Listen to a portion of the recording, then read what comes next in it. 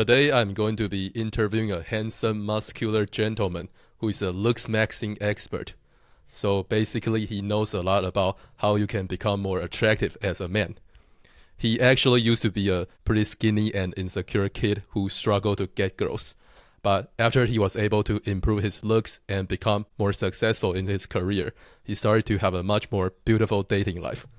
If you want to find out more about his self-improvement story and his tips on how you can become more attractive, make sure to keep listening.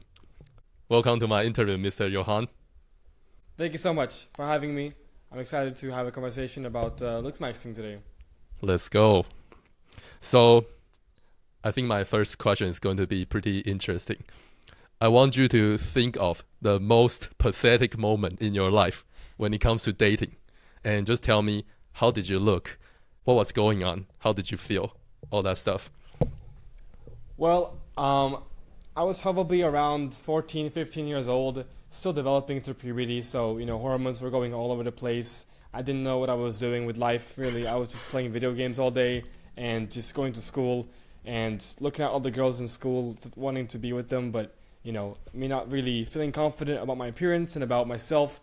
So I struggled a lot with that when I was younger, and yeah, I was overall just not a very happy kid. I mean, I was happy. Like I have a good life in general. Like family is very kind, and I love everything about my life. But more specifically, my dating life and stuff like that nature was not really the best, and I just didn't feel the best in my own skin. I had acne everywhere. I was very skinny fat as well, as it's called. It's like one of the worst kind of builds you can have as a kid, because of all the hormones and the disrupted hormones from estrogen and stuff like that. So it was a rough time for me, and I remember I was both really bad with talking to girls, but if I actually got their attention, I would just lose it by, talking too much or acting a certain way that they didn't like or whatever, and things were just a lot harder to. Like, I couldn't be really myself, because you have to, when you're not very attractive, you have to kind of compensate with other things to be able to get the girl you want, unfortunately. So I had to compensate a lot and, kind of be more, simpy in a way, be more of a simp to get their attention and to get them to like me, which is something that I'm happy that I went through. Of course, it wasn't, my best moment in life, but happy I went through that phase of my life.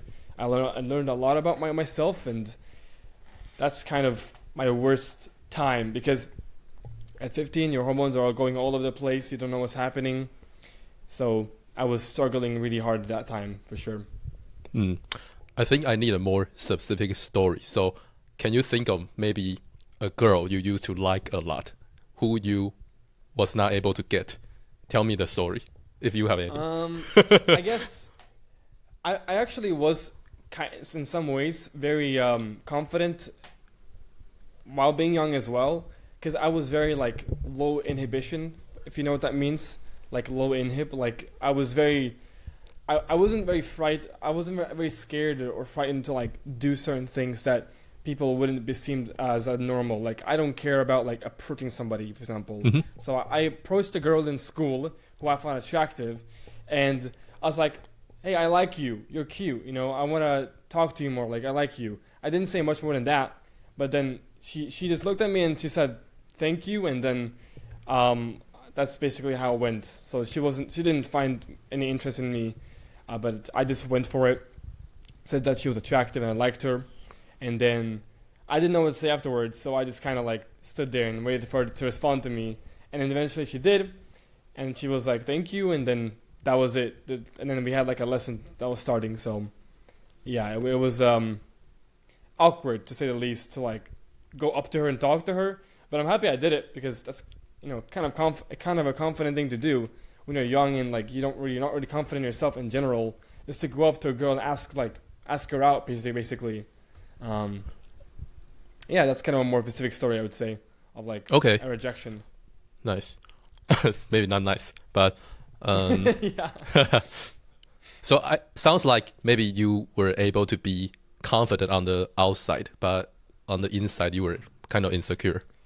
Yeah, I was able to get out there if I wanted to. Like I never really struggled with being out there. Like if I engage in a lot of conversation with a lot of people, eventually I become kind of extroverted and I kind of become talkative and like kind of like the class clown, you could say, where I just try to get to everybody's attention.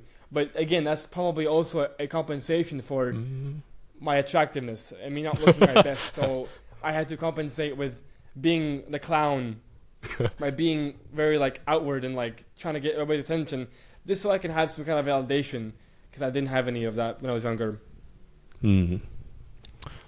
Did you deal with any kind of loneliness or something like that? Yeah, definitely. I definitely experienced that. I still do to this day, but not the same way.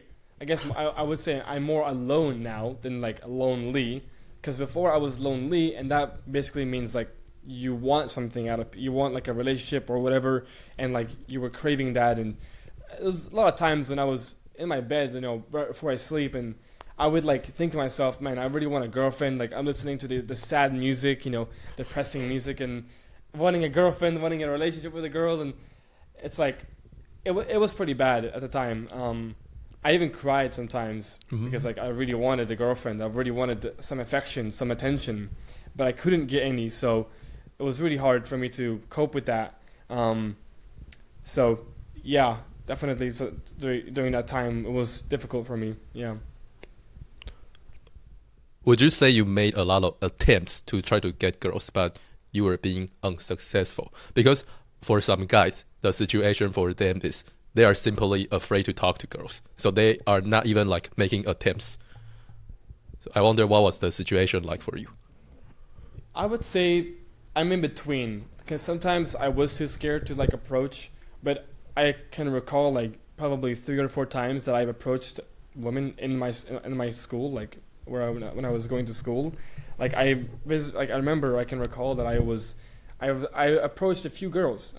So sometimes I was just like in the zone, I guess. Like I was locked in, like I was locked in to like approach, and also I had like the gratification from my friends. They were telling me to do it as well, so I had like the motivation to like prove them like right or wrong, whatever, if they were like betting on me. So yeah, I would say that I was I was definitely insecure about myself, but I was also like in a way confident about myself, and I knew I could do things. Also because like when you are young and your testosterone is so high, you get that drive to like be a man, like be masculine and be assertive, be confident, and like try to be open and do scary things, be in uncomfortable situations.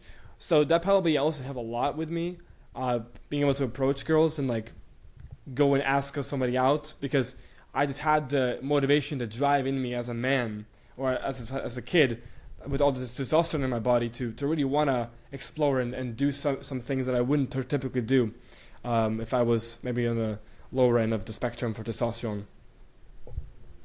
Okay, so let's move on to, I guess, the next phase. So we were talking about a stage of your life where you are still not very successful when it comes to dating, and you weren't looking all that great. You weren't very happy with your dating life. And then I guess you start to want to do something about your situation. But the first thing I want to ask you is, did you try certain things but failed? Like certain self-improvement methods or whatever, but it didn't give you the results you wanted? Yeah, definitely. A lot of the like whenever I was getting into looksmaxing, a lot of the so-called looksmaxes that people were talking about, they were not just they weren't doing what it was supposedly going to like make you. Yeah. Can you first talk about why did you want to start to improve your looks? Did you just naturally know that your problem was being not attractive? Yeah, I mean, it was partly that. I just didn't feel, probably I just wanted to improve myself, and I always want to improve myself in every aspect of my life. And I kind of, because I began my whole looksmaxing journey, you could say, kind of began when I was 15, 16 years old. I just didn't know it was called looksmaxing at the time, because I was going to the gym regularly, trying to build up my muscles and like that, and my body. and that really that was like the beginning of my journey for looksmaxing, really, if you think about it. But I only really found out about the terminology of looksmaxing in like 2023, and that's when I began focusing more on my face than my body, because I was relatively satisfied with my physique at the time, and I wanted to focus on more things that could move the needle more. So I turned my focus to the face, and that's when I realized the face is pretty important when it comes to dating and life in general for like success. And like, so I decided to start focusing on my face mainly, and obviously looking at online at all the black pill like looksmaxing edits.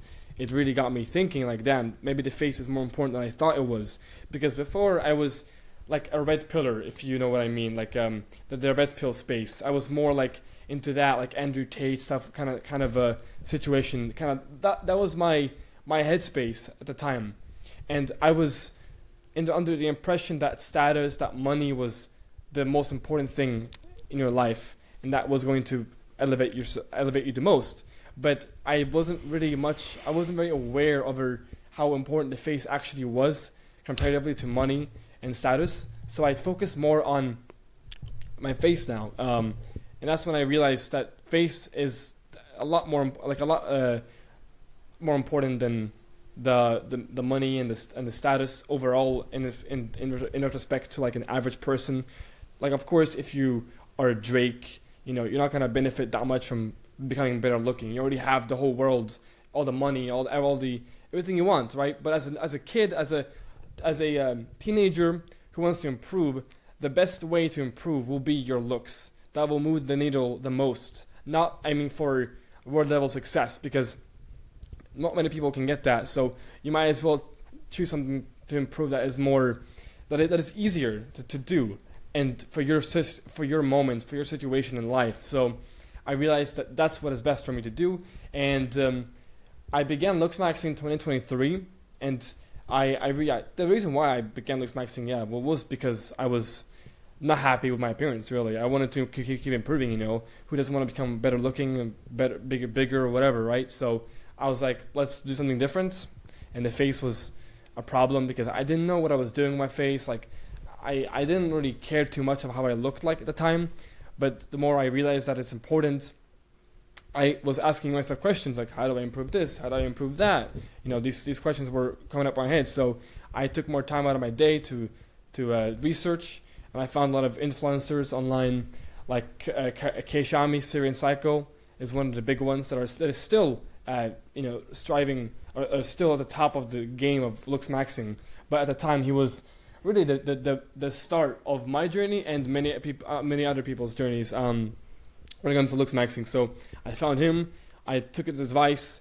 That's when I began searching more about like ways to looksmax the face, and that's how I started really. And 2023 around like July is when I found out about his page, and I began to research on ways to looksmax myself. And to answer the first question you had about these techniques being legit or not, I realized that they weren't legit because it's just like basic stuff like just losing weight. And I mean, losing weight is obviously one of them that really does work, but things like gua sha, icing your face, like these small things, they didn't really do anything to me. They didn't really do any kind of real progress to my appearance, because the main issue was just the body fat I had to lose fat basically to really get the benefits that these so-called methods are supposed to give you. So I realized a lot of them are bullshit, but also a lot of them are pretty good too, like tinting your eyebrows, growing your hair out. Like, as you can see, I've gotten pretty long hair now.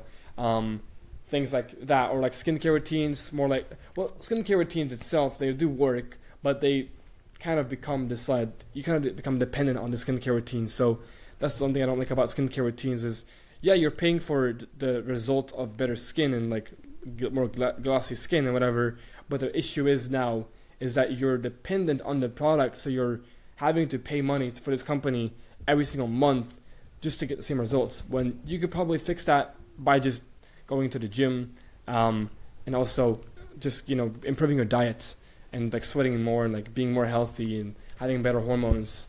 Because most of the issues that people have that to do with their skin, it's hormonal issues. So their hormones aren't balanced. They have super high estrogen or whatever it may be, low testosterone. So once they improve their hormones a little more and regulate them and make them more balanced, then they see more progress in looksmaxing and in their skin and their acne scars or whatever. Because I used to have a lot of acne on the face and a lot of scarring, but they all went away with time, and just with just being healthy and having proper diets, eating a lot of protein, prioritizing protein and like fats, and a lot of carbohydrates for energy. So yeah, that's kind of my my take on like, a lot of the ones that are like the stuff like the stupid like UUDD like all this like all these like orbiculi muscles, whatever. All that is just complete rubbish, and it's fake, and it's just a way to sell you a dream that that's not a real thing that you can actually achieve. I mean, sure, you could improve the muscles here, but you're not gonna make your eyes more positively tilted, So a lot of these things are like also like thumb pulling, like just like not really something that I recommend people to do. It's just a waste of time. Chin tucks, but really the main thing is just diets, your lifestyle, like going to the gym.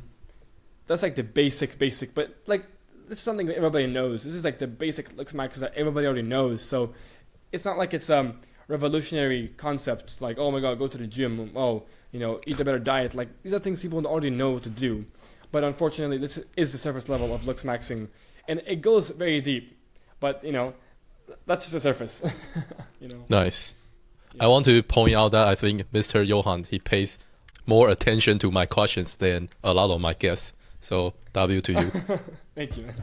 Nice.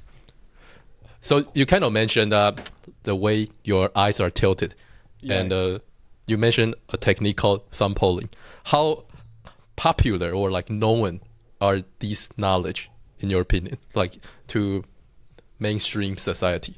Obviously, I don't think thumb pulling is that popular. I mean, theoretically now it's probably more popular than it was before.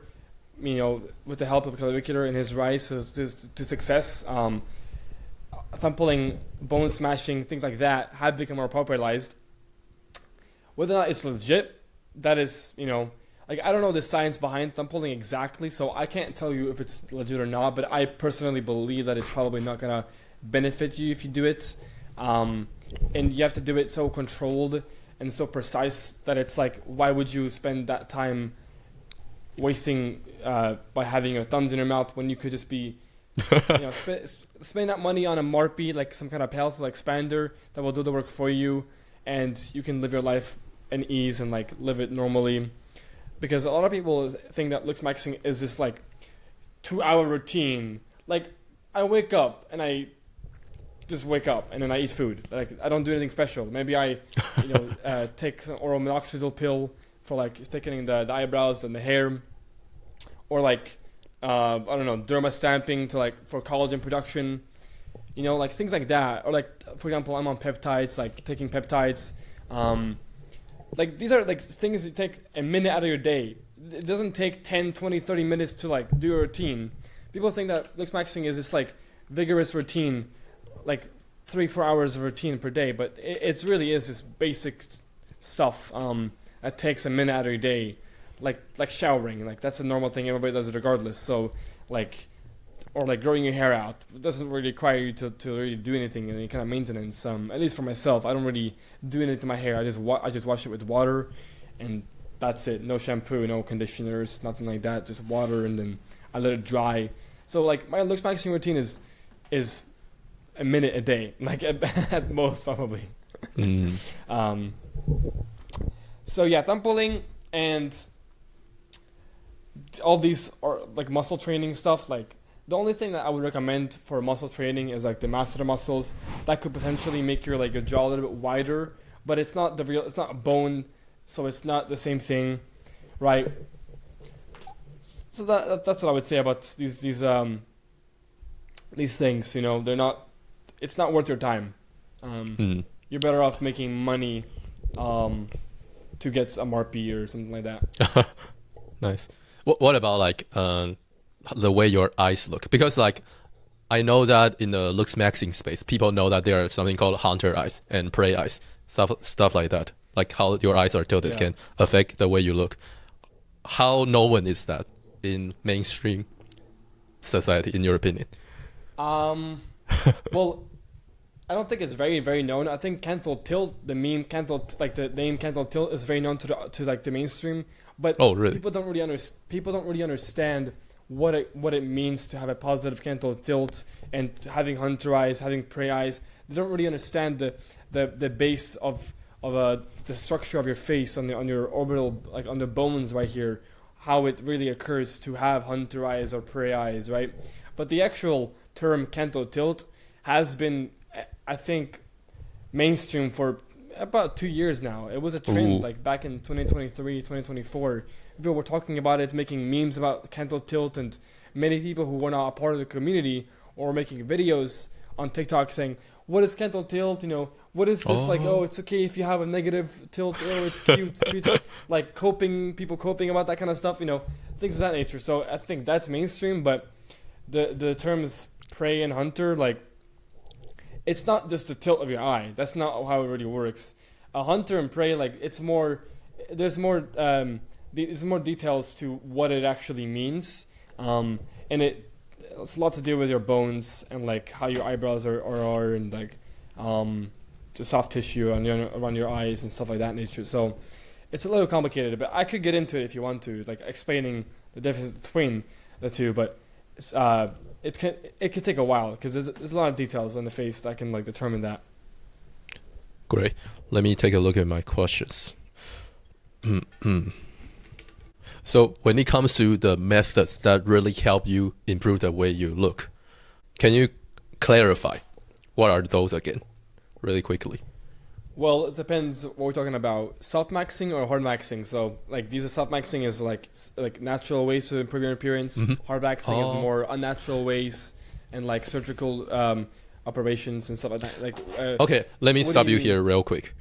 So I would like to know, how did you discover these methods, and did they surprise you in the beginning, Methods or like that did you that are find them involved did you with, find them weird? like, Because I guess, hardmaxing you're talking about? well, you can talk about both. What I'm trying to understand is, because in my opinion, when you are able to become a better person, generally you discover some information you didn't know before, and sometimes that can be a little surprising to you. Like, wow, it's eye-opening. So I wonder if there's a moment like that for you. Well, I'm a pretty open person, and I'm very open to ideas of even very extreme things. So, but the one thing that really did caught my eye was like, I guess bone smashing was one of them that really caught my eye, and also a really dangerous thing called medial canthus cutting. It's essentially, I can explain. It's when you cut. This is the medial canthus of your eye. This is the medial canthus. This is the outer canthus. This is basically what the eyes are formatted from, and they basically cut the medial canthus right here with a knife. Or with like some kind of sharp object. They cut the medial canthus to make it more downturned, because it's seen as more fierce and like attractive to have like downturned medial canthus right here. It may also make your eyes look more upturned. So they cut the medial canthus on each eye, or each canthus, I suppose, and it like looks more like this, you know, like more downturned. And it's a very dangerous trend in the more niche part of looksmaxing, because it involves cutting your almost eyeball, you could say. So that's definitely one of them that I saw, and I'm like, oh my god, this is actually crazy. And there's not many things I call crazy, because I'm a pretty open-minded person, and I'm open to really anything. But when I saw that, I'm like, okay, that is crazy, because you are just you're cutting your eye basically. And also another thing that I saw recently, actually, from this guy called Nocturnal Kent. He's a known looksmaxing creator who's been very viral lately. He talked about this technique where you I forgot what it was, but you like dermastamp your eyelids, something like that. It was something stupid. I don't remember exactly what it was about, but just some things are stupid, and people are just like experimenting with their bodies and their faces a little bit too much. but most of what I've seen seems pretty normal. I guess like some of the surgeries as well that I've seen are really crazy when it comes more to the hard maxing like side of things, and that's like a thing called orbital box osteotomy. It's very complicated, but essentially what they do is if a person has their eyes are too wide set or too close set, they can reposition their eyes basically in their skull. They can like change it so that it's more normal, like more like a normal person has, not like super wide set or close set. So they move your orbitals, your bones and like your eyeball to position it so it's more in the like more proportionate to your face. So they literally move your eyeball and your they add like implants here, or they it's a crazy operation which is really really risky. But some people have gotten it done. Only a few people. So that's another one. There's a lot of other ones from the hard maxing side of things that has surprised me a lot, like orbital box osteotomy, orbital decompression, which is similar, but it's more about they just put your eye socket, your eyeball, more deeper set into your skull, into your eye socket, pretty much. So if you have like bug eyes, they basically put your eyeball more inside of your bone, like your orbital socket. They put it deeper into your skull to make it look more deeper set into your skull. So that's a massive one as well. There's a lot of them that I can mention, but they are really complicated. But those are two that are extremely invasive and risky to do, that I was surprised over people actually did them. So, yeah. Interesting. Can you kind of define what are softmaxes and what are hardmaxes, and just share with people the softmaxes and hardmaxes that you found really helpful for you when it comes to improving your looks? So I think the first one is for softmaxing is just losing weight. I mean, this one is everybody knows it, but it is truly one of the best ways to improve your appearance, especially if you're obese or if you're fat. This will make a massive change to your appearance. If you get down to low body fat, like around 10 to 12%, I say is the best place to be at if you are looking to get the most defined face possible. So losing weight is by far the best softmax out of anything you could do. But obviously, like diet, but that also involves with losing body fat. So it's kind of the same thing, almost, diet and losing body fat. But also, I guess, like, growing your hair out, getting better hair is a big one. Eyebrows, like anything to do with your hair, is a good softmax that I would suggest. Probably also getting a tan, but that depends if you're white or not. If you're like some kind of ethnicity that can tan, tanning is pretty helpful as well. Those are some ones that are good looksmaxes, softmaxes specifically, more natural ways of doing things. And then more hard maxing is things like a nose job, a jaw surgery. Some people put steroids in the category of hard maxing.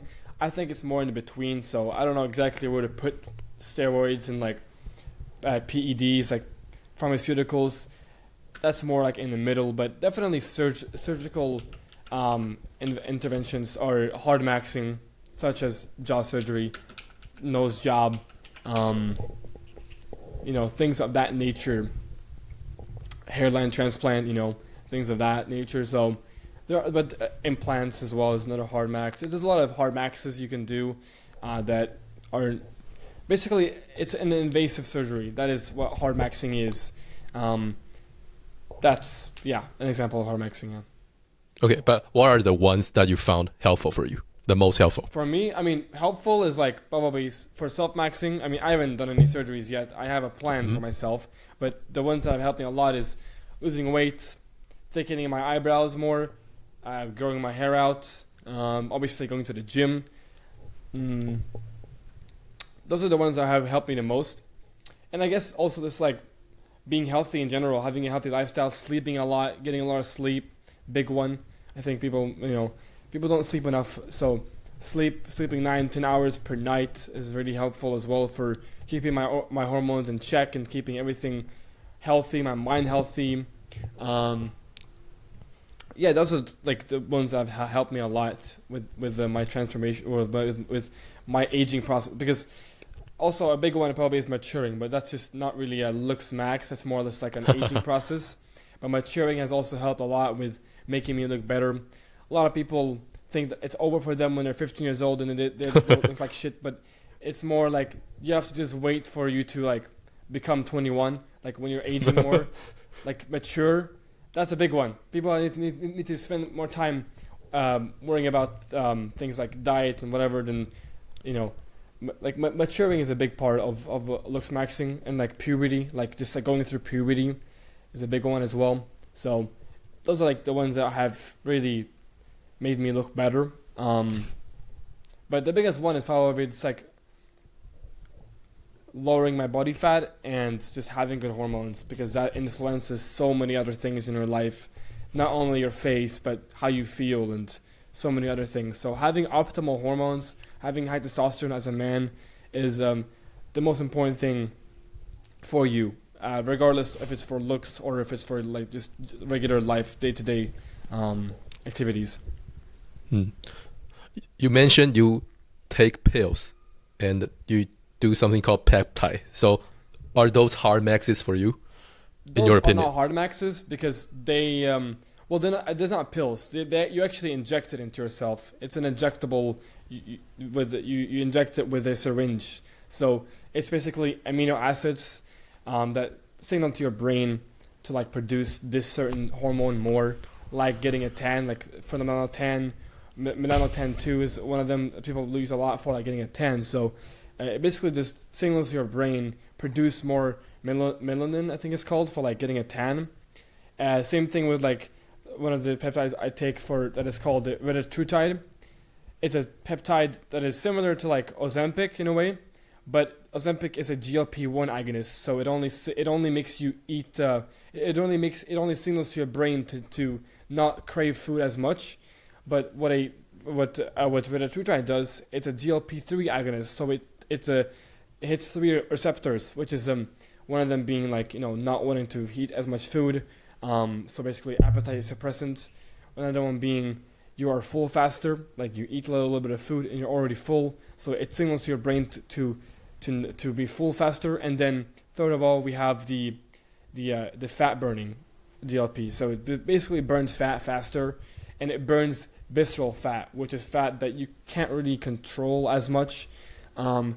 It's just like it's harder to burn visceral fat, so that's also one other thing that Reta does, is it signals to burn visceral fat more, which helped me a lot with losing like face fat really, and also like getting my abs more lean, because I never already had that crazy lean abs, but now after Reta, my abs are like a lot better, and like you can really visibly see the six-pack and the obliques.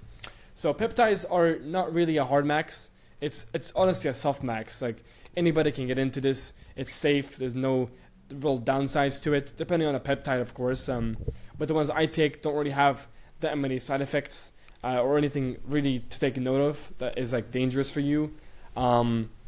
So it's just benefits really. It's just like taking a supplement, It's just like focusing on lowering your calorie intake or getting a tan. It's just like or like taking supplements like vitamin D or whatever. Same thing as that. Just you inject it into yourself, so it's not done orally. So it goes into your bloodstream faster, and you get the benefits quicker. So that's all that peptides are. Nothing crazy really. And they only really help you, but they're getting more mainstream now with popularity and online, and people are starting to use them more, and they're helpful. So they help you.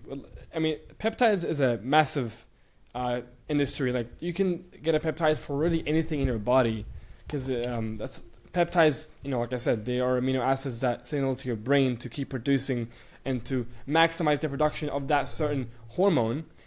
So you can really peptides are, you can do anything for peptides, but the most popular ones are like like the tanning one, like the losing weight and maybe recovery, or like signaling hormones to like produce more growth hormone, things of that nature. So peptides are a great looks max that I think anybody can get into, as long as as long as you understand how to do it properly, and you don't just go in blindly, and you do your research on how it works. Then there really is no downside to peptides. Great. I have two questions now. So first of all, I wonder what part of your body do you inject peptide into? And who inspired you to start experimenting with this? Well, you just kind of, mostly you put it into your stomach. Like you go right here, like right here. Nice. Yeah, and then maybe sometimes on the like over here. So it's just like, I have like no fat almost, so it's a little bit harder to do on the stomach. So I go more behind and like maybe even on the ass, because there's a lot of fat there. So you it's basically where you have fat. That's where you inject this stuff into. And for most people, they have fat around their abdominal region, their midsection, their stomach. Obviously, their ass is a good one, like putting it into your glutes, injecting into your glutes. It doesn't hurt as well, by the way. Like, it's super simple. It's small syringes. You barely feel it when you stick it in. And who influenced me? I guess friends, really. People who I know who take it influenced me, but also just the mass amounts of content online about them, and really just seeing so many things about peptides online that made me really curious on how these actually work and if they do work. And that's when I started to say, let's do it for myself. Like, let's experiment by myself. And it turns out that they do work, and they are definitely beneficial and worth it, in my opinion. And there's a lot of copes out there, a lot of bad looks maxes, but this one is definitely not a bad one. Because they help you by just doing regular things, like losing weight. You don't have to focus on eating as much food, because when I was on retatrutide, it's crazy, because right now I'm off of it and everything is back to normal like I used to be. I'm a lot more hungry, so when I was on it, my hunger levels were super low, and I didn't feel like eating as much. I only felt like eating proper nutritious food when I felt hungry. I couldn't consume sugars because it would make me feel sick. I didn't crave sugar. I didn't crave caffeine. I didn't crave all these things that can be done in a very excessive amount that can be negatively impact your life and become an addiction, right? So that really helped me to keep me focused on proper nutrition and not having cravings for sugar, and focusing on just whole foods. So yeah, peptides are amazing, and I recommend them to anybody, really, as long as you do your research. How often do you take that exactly? It depends on which one you take, but right now I inject daily, pretty much, like before I sleep. Interesting. It's really simple. It's not complicated. Like, it's just like brushing your teeth. It takes like a minute. You just get the syringe, you get the vial with the liquid inside of it that has the actual peptide, like the liquid, and then you get like an alcohol pad. You wipe the area you're trying to inject into. You wipe the actual vial, the surface level of the vial where it's like the plastic where you put the syringe inside. You wipe that so it's all sanitized, and then you take the amount that you want, and then you inject into yourself. It's very simple and very easy. Nice. How do you think you would look like if you have never taken peptides before? I just want to know what do you think they have done for you? I wouldn't look very different. It's more like the major changes are really to my body, because my face was already lean to begin with, but they just helped me a little bit extra to burn more fat that I didn't want to store, like the visceral fat around your organs. That fat is kind of hard to remove, so I would have to starve myself for probably a month or two and really struggle to remove that visceral fat. But I just did it easily with retatrutide. Helped me. I felt fine. Had a great, I had no side effects really. So I mean, the only side effects that could happen are if you overdo it, which I did experience that, but that was just on my part. If you do it correctly, you're not gonna have any side effects with using peptides. But yeah, I mean, just losing a bit of fat really was the main thing that helped me. So I didn't really change myself that much, but really any small detail matters when it comes to looks maxing. You know, that's kind of the whole point of it. You know, you focus on the small details in your face and you improve those. So I improved myself a little bit in like a lot of areas. So not that much of a crazy improvement because I already have a good baseline to begin with. So, but I just wanted to experiment and it worked out for me. So yeah. Nice. So I want you to think about when you were still struggling in dating, like the way you looked.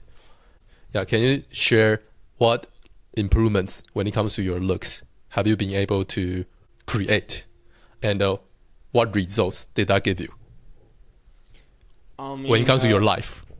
Oh, like life, like what do you mean? So like, basically, two things. I want to know, how did your looks improve?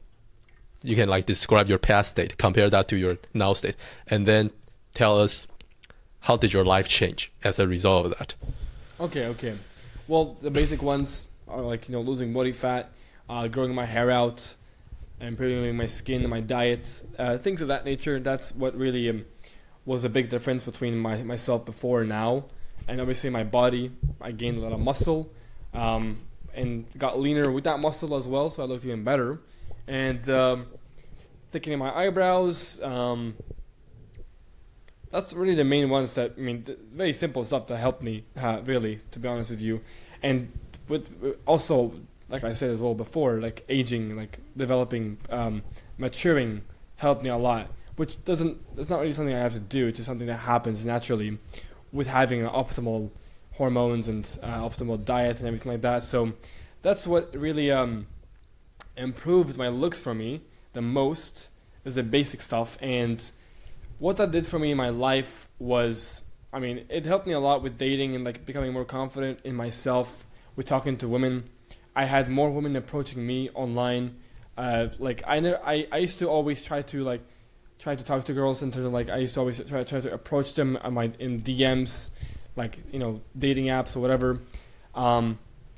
But obviously now I get more matches on dating apps if I go on them. It's a big one, of course.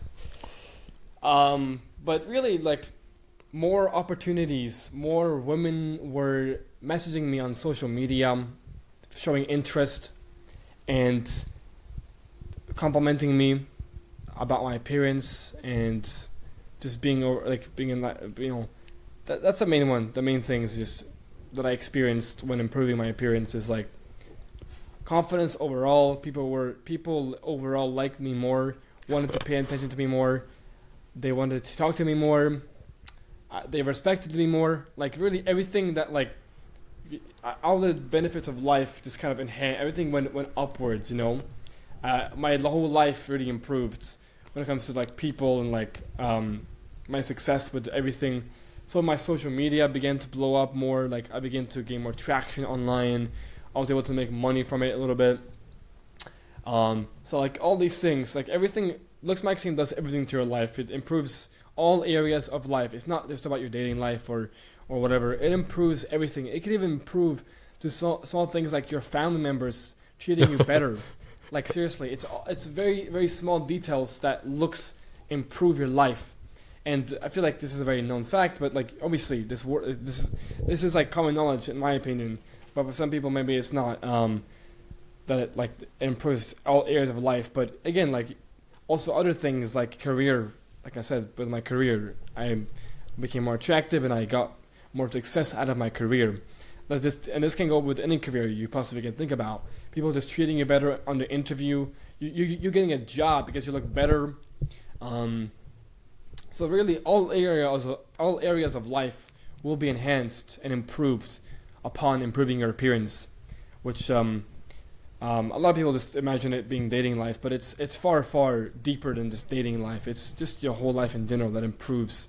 And obviously how you feel about yourself improves. And that also makes you more confident which also reflects you to other people and makes them like you more because you are more confident in yourself, and that comes from improving your looks. It's really hard to be confident if you don't look that good. Like I struggled with being confident when I looked worse, but now that I look better, my confidence is more natural. It's not forced. Before it was more forced. Like I had to try to be confident. I had to get out there, but now it's more like I'm just myself, and I feel confident in myself, and I feel like I feel more like myself, and it's easier to get out there and do certain things that I wouldn't be able to do before I became more attractive and I ascended myself. So that's really, I mean, everything improved my life. Everything that you can think about probably improved thanks to looksmaxing or thanks to improving my appearance and understanding the reality of the world and how the world operates based off of someone's appearance. So also learning the ideology of the black pill really helped me understand the world, how it operates, how to use that to my advantage in a way to improve myself even more. So really that's the main thing that well, not main thing, well the main thing is everything. So yeah. Nice. How tall are you, by the way? I'm around 6 feet tall, so like 182, 81 centimeters tall. And where are you from? I'm originally from Bulgaria. That's where I was born. But I grew up in Sweden, which is like known to be one of the most competitive places on the planet for dating or for really anything in life. So I grew up in a pretty competitive environment for mainly for dating, but also for other things in life as well. So Sweden, I've grown up here, but I also lived in the UAE for 2 years. I was in Abu Dhabi for 1 year and in Dubai for another year. So I lived there for 2 years, and I experienced the Middle East a little bit more as well. But I was more in areas where there was more foreigners than there were residents, for sure. So it was just more like more denser, like foreign area with other ethnicities from different kind of countries. So yeah. Nice. So before you were able to noticeably improve your looks, did you just have zero success in dating? I wouldn't say zero because I still had the halos effect of like being white, just be white. Oh. Like, this is one of them. Just be white theory is a pretty big one that people talk about in this community. It's a real theory, and it's true. It's like, I mean, all the beauty standards are surrounded surrounding Eurocentric features. So a lot of things like just being white give me the halo effect of a better dating life. So I was able to get the attention. Yeah. Okay, have a question. So because you said that I guess you were in Sweden, and are there like mostly white guys? I just wonder if you being white is like an advantage if like other people are also white. Yeah, I mean, of course, I'm in Sweden, so it's low. It is a majority white country, right? But I was more speaking about that in terms of online dating. Oh, yeah. Because online dating is more or less the is the future in like how we operate with dating. It's mostly online now. But if in regards to real life, yeah, I mean, most people here are white. There are obviously people who are ethnically like different, Arabs and Asians, black, whatever. There are others, but it's majority white still, and a lot of those guys are not bad looking and they're tall. So it was competitive in that sense, and that's what really motivated me to be more online and spend more time by myself in my room, being online, engaging with online communities and playing video games. So I was mostly online, so I didn't really experience dating in real life because the competition was really high and really, really brutal here in Sweden. Yeah. So would you say that when you want to get a girl, the success rate became much higher, like the difficulty.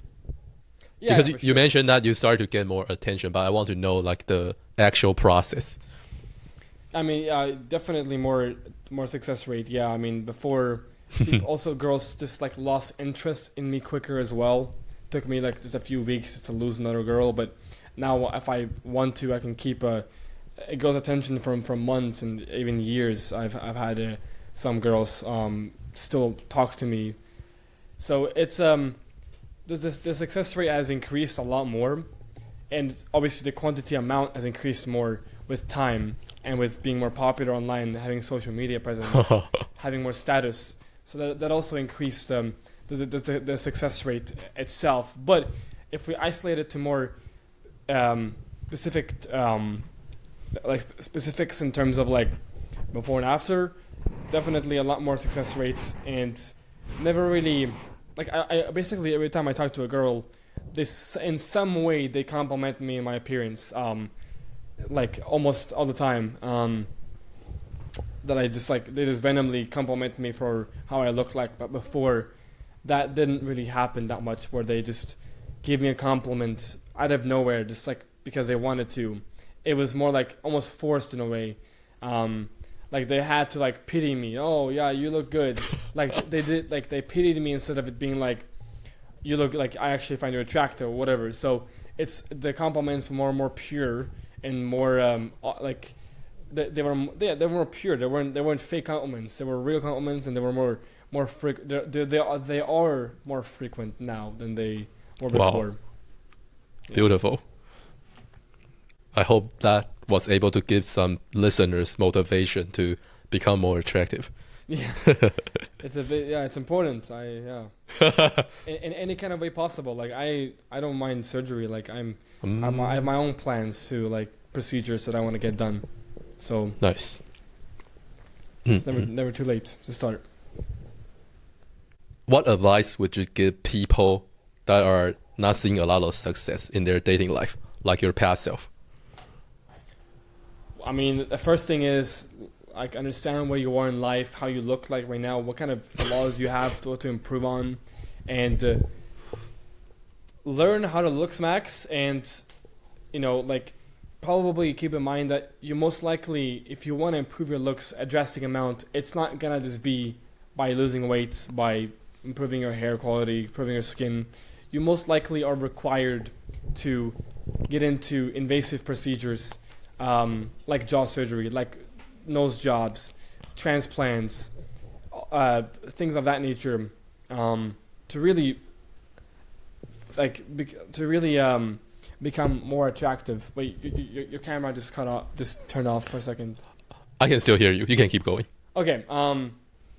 I was saying that the biggest thing that will really improve your looks is going to be surgery. That's kind of what I'm trying to say. So surgery is the biggest way to improve your appearance and the fastest way to do it as well, and the most guaranteed way to do it as well, because most people, they don't really have the good bone structure to really support a good face. So they need to unfortunately undergo surgery to really improve their appearance the most.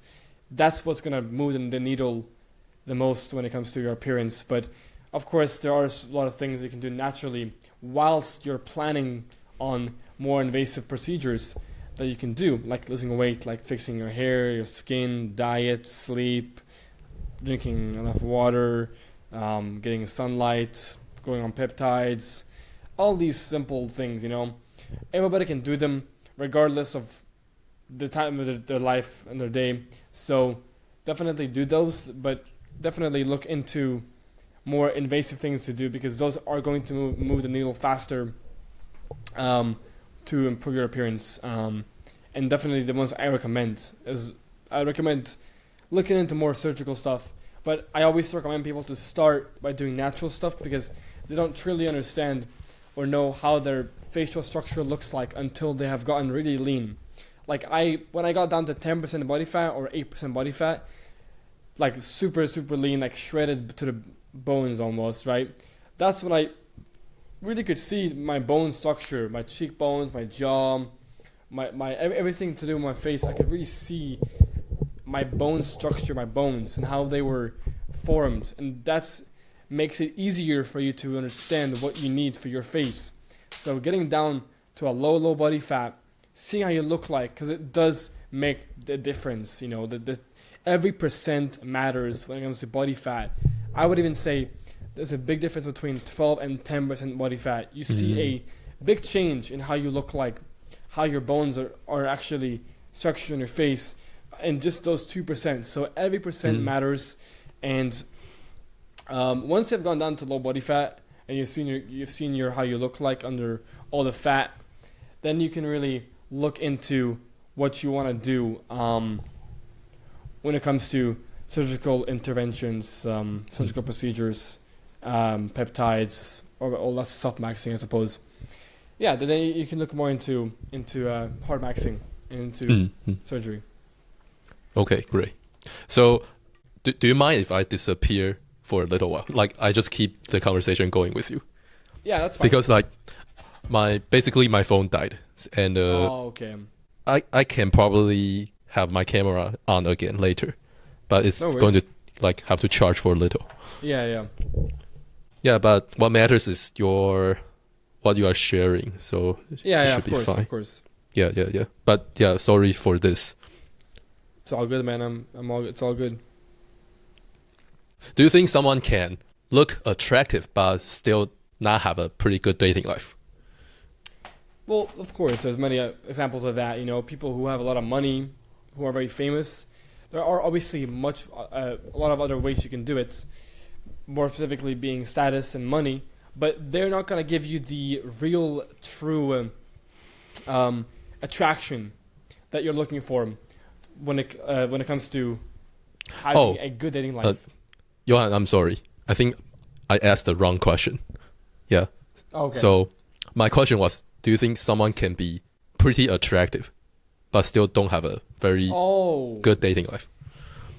Well, yes, that could be the case. It's going to be, it depends how attractive we're talking about, right? It depends on the looks level, because there is a scale, and depending on how attractive you are, your looks, depending on if you are just a bit above average or, top 1%, these things matter a lot. So it depends on where you belong on the look scale, but somebody who is good looking can still have a bad dating life by maybe, I don't know, it's gonna be, it's gonna be not hard. I guess just be a complete dickhead, like be super mean, but even that can work though. Like that's the thing. Like even just being an asshole can get you a lot of girls, because the girls like bad boys and not the nice guys. That saying, and it's true, right? So even if you're attractive and you're acting super arrogant or narcissistic, even then you can still probably attract girls. But there's obviously case scenarios where someone is attractive and they still have a bad dating life, and that can come down to more mental problems, like you're just not mentally there to date, and you just reject everything, and eventually they will leave if you keep on rejecting them, and they're then eventually they will probably leave, right? So, there's obviously I guess just being extremely mean can ruin your dating life. But if you are an attractive person and you're a normal person, then it's gonna be difficult for you to have a bad dating life. Of course, some people might not like you, and they might not be interested in you, but there's always gonna be someone out there who will want to be with you regardless of how you are. Just because you're attractive that's all you need, really. So yeah, it really depends on the case and how they behave, how they are they super autistic, do they have some kind of mental disability, whatever it may be, that can limit them from having a successful dating life. But generally speaking, if you're attractive, you're not gonna struggle with dating. I guess it depends on how attractive the woman you are. Can depend, depending on how attractive you are. So, some girls who are really attractive might reject you because they have other options that are better than you, so they will reject you because of that. But if you're attractive, then you can probably attract a majority of the population of women, because not every woman is a attractive girl, of course. So a lot of them are just average or below average, and those ones are easier to get. They have less standards. So that's kind of it's hard for an attractive man to have a bad dating life, I would say. It can become hard. Okay, Yeah. nice.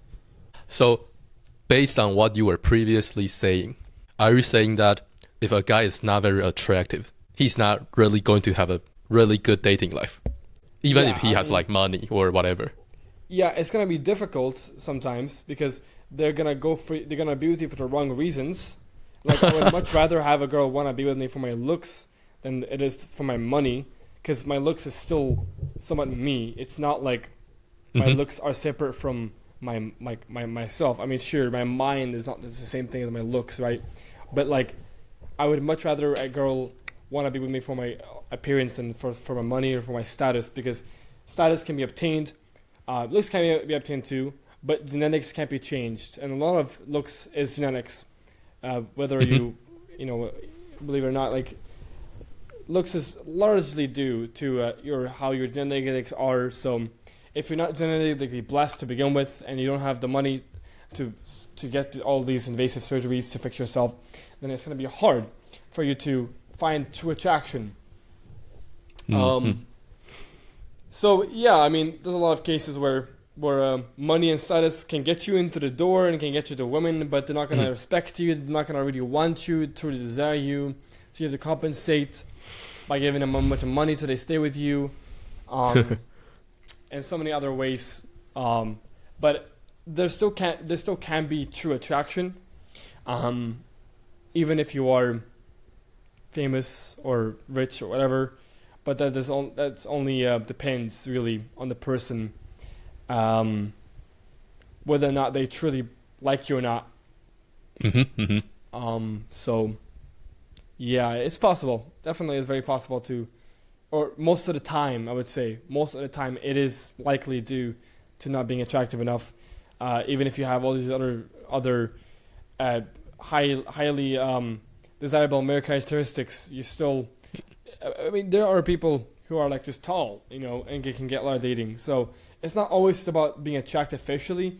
Attractiveness can be measured in other ways as well, like height, like intelligence, which isn't very common, but also like just like being a masculine person, being a masculine guy. I guess also like by having a proper physique, being having a muscular physique can also help you a lot in dating. So it's not all about the face, but majority of it is about the face. But there's obviously a lot of other ways you can find. You can be you can have people.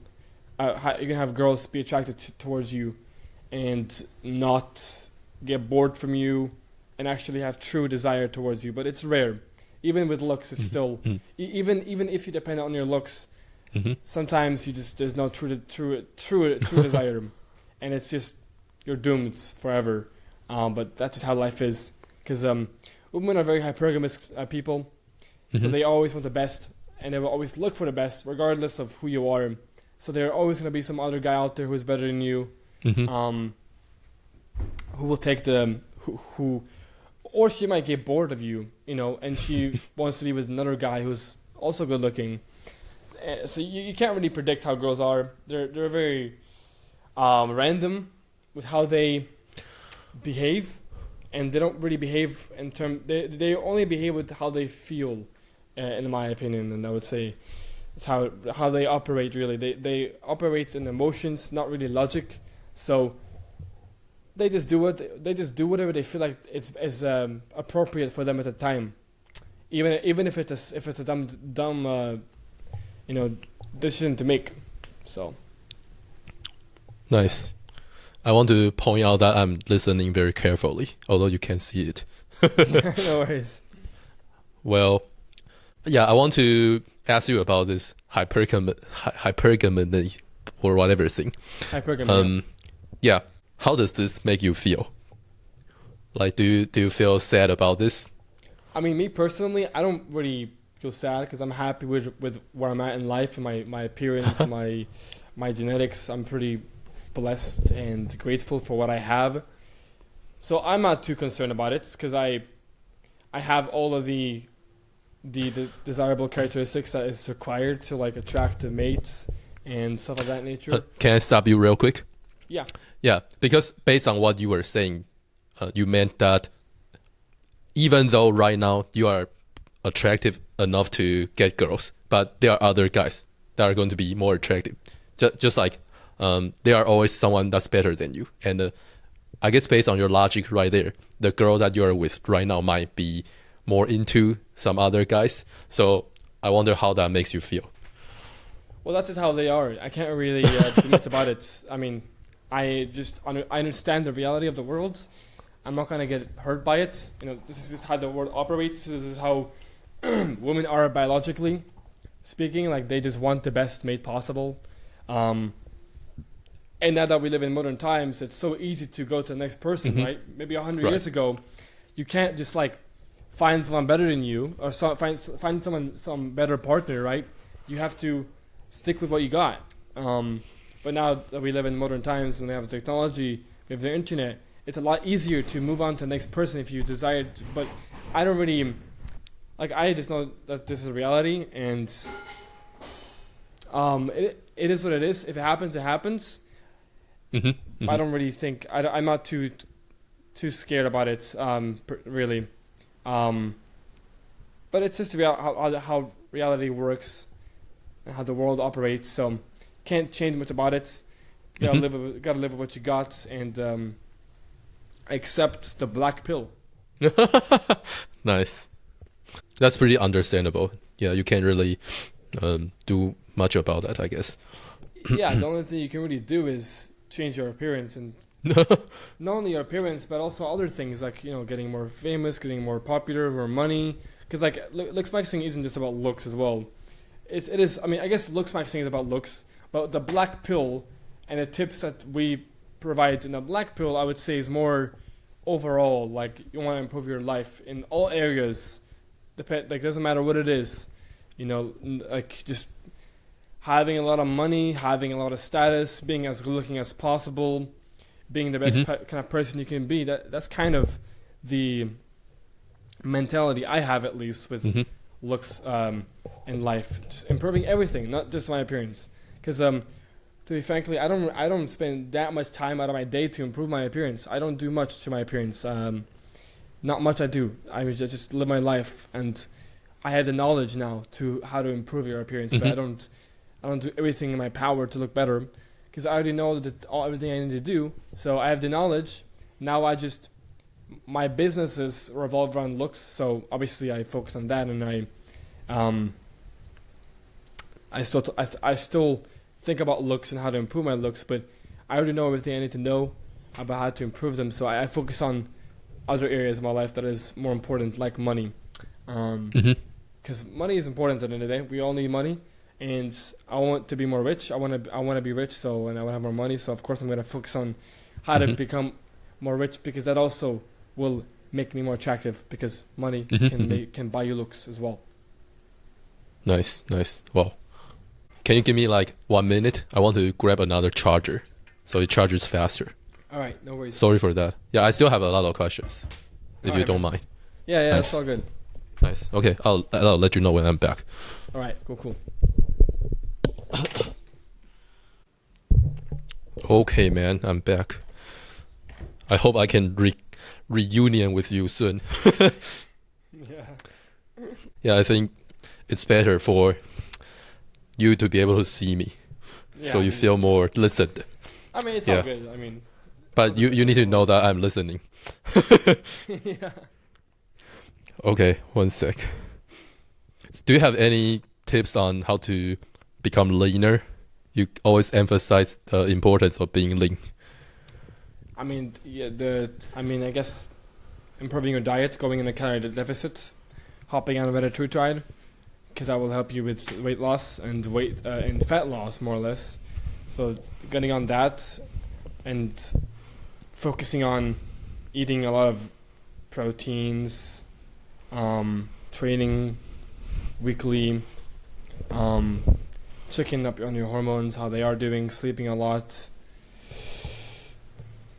just eating proper food really, and staying in a calorie deficit is going to be how you. And I guess cardio as well. Mm-hmm. Cardio can help. I mean, obviously, it can help you lose weight. So, yeah, it's just about eating a little bit less than you already do. But that will happen regardless if you're on Rita. So that's kind of the cheat code in my opinion. Just hopping on Rita does the job for you. Some people like say, oh, but what if you like what if you get off of it? But you don't have to get off of Rita. You can stay on it. You can stay on it for however long you want. There's no limit to how long you can be on it, because there are no side effects really. There's nothing has been. I mean, so far, the actual peptide hasn't been around for so long, but we don't expect it to be like have any kind of side effects long term, because so far there's only been positives to the peptide. There's no downsides to going on Rita, as long as you're using a proper dose for your body and you're doing it correctly. There's no downside to getting on it, and it can help you a lot with regulating your body fat and your facial adiposity or your body adiposity. So yes, it's very very important that you focus on that. But you can obviously do these things without Reddit, but it's just going to be a little bit more difficult, and you have to actually use your brain more, like and suppress your cravings more. Try to suppress them by eating lower calorie foods. I guess also like on Reddit, you can eat more slop, like more junk food, and still be fine. So you can still eat what you want to eat on Reddit. You just have to. You will just eat less because you feel like eating less. So it really is a cheat code in my opinion. I think it's a miracle drug. As a drug, I don't know. I guess you can call it a drug. It's a miracle drug, and I really advocate for it. Nice. Okay. Do you personally count your calories? No, man. I haven't counted calories since I don't know how many years. I mean, I tried it a little bit when I was younger, but I got tired of it. It's just not really worth my time. I just kind of estimate the calorie intake I do. I mean, that's also something you have to kind of learn intrinsically. Like, you have to learn how calories work, how many calories are in each food.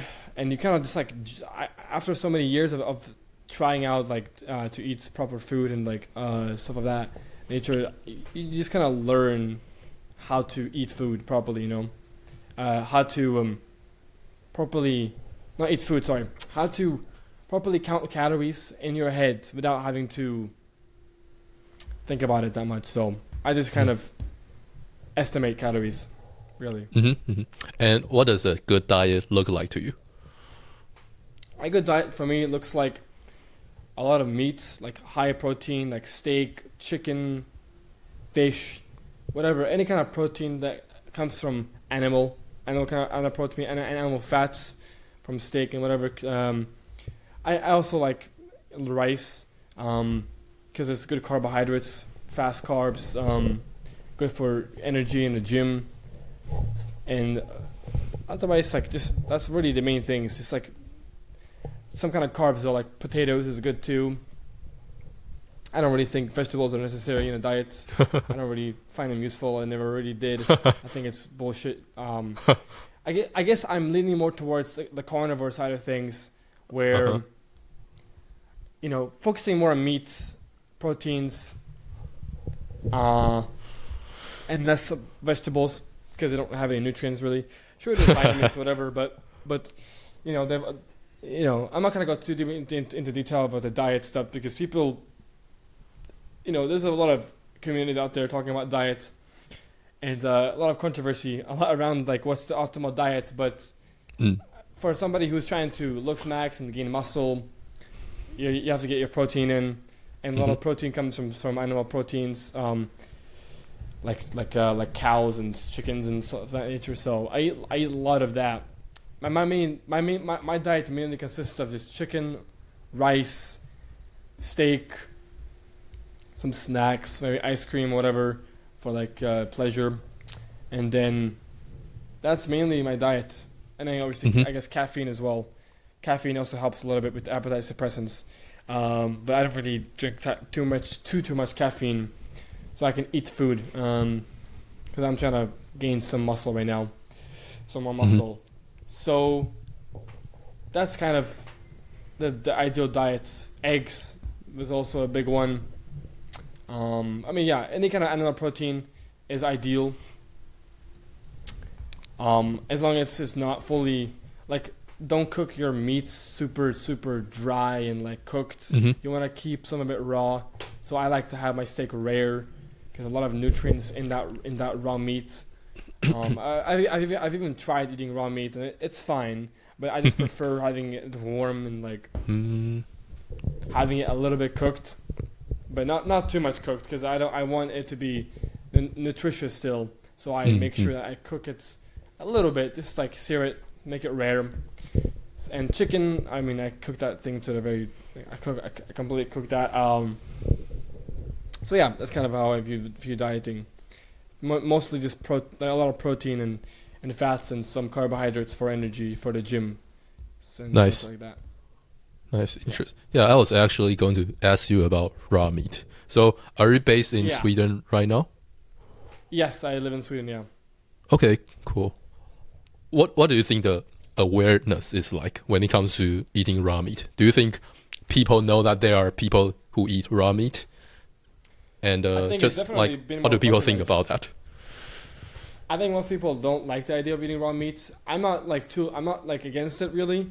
Like if it works for you, good for you. Like keep eating the raw meat. You know what I mean? But I don't know. I don't think you need it because at the end of the day, like as long as you're eating enough meat and fats and stuff like that, you're gonna be fine by eating a little bit of bad food as well.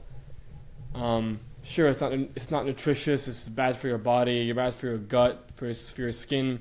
But for me, like I don't struggle with this kind of stuff. Like I can eat whatever the hell I want and stay lean and still look good and still have no acne. So I don't struggle with that. But for people who do struggle with it, they have to be more restrictive with what they eat to actually get the benefits. So of course, if you need to be more restrictive, then be more restrictive about your diet.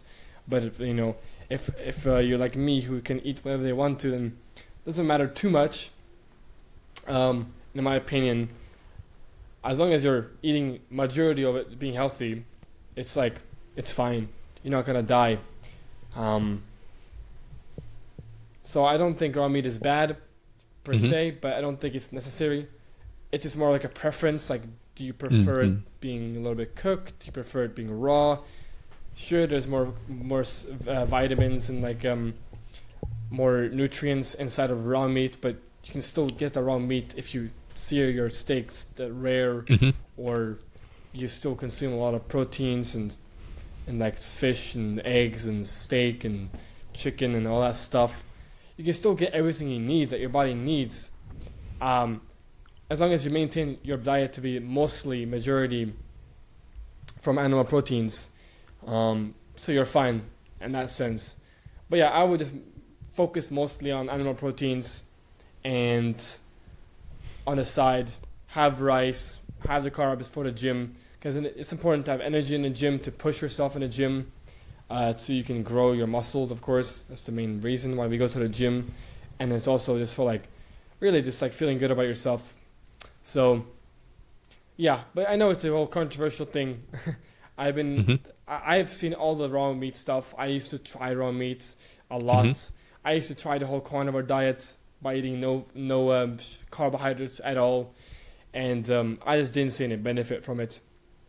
But that's mostly because my hormones are already optimal, so I don't have to optimize myself in a more strict way to to see benefits in like energy levels or whatever for dieting, because that's where most of it comes from. Like improving your diet will improve your hormones, which also improves your life, your quality of life, your sleep, everything like that. But I never struggled with that in the first place, so I didn't really need to I didn't have to restrict myself so much on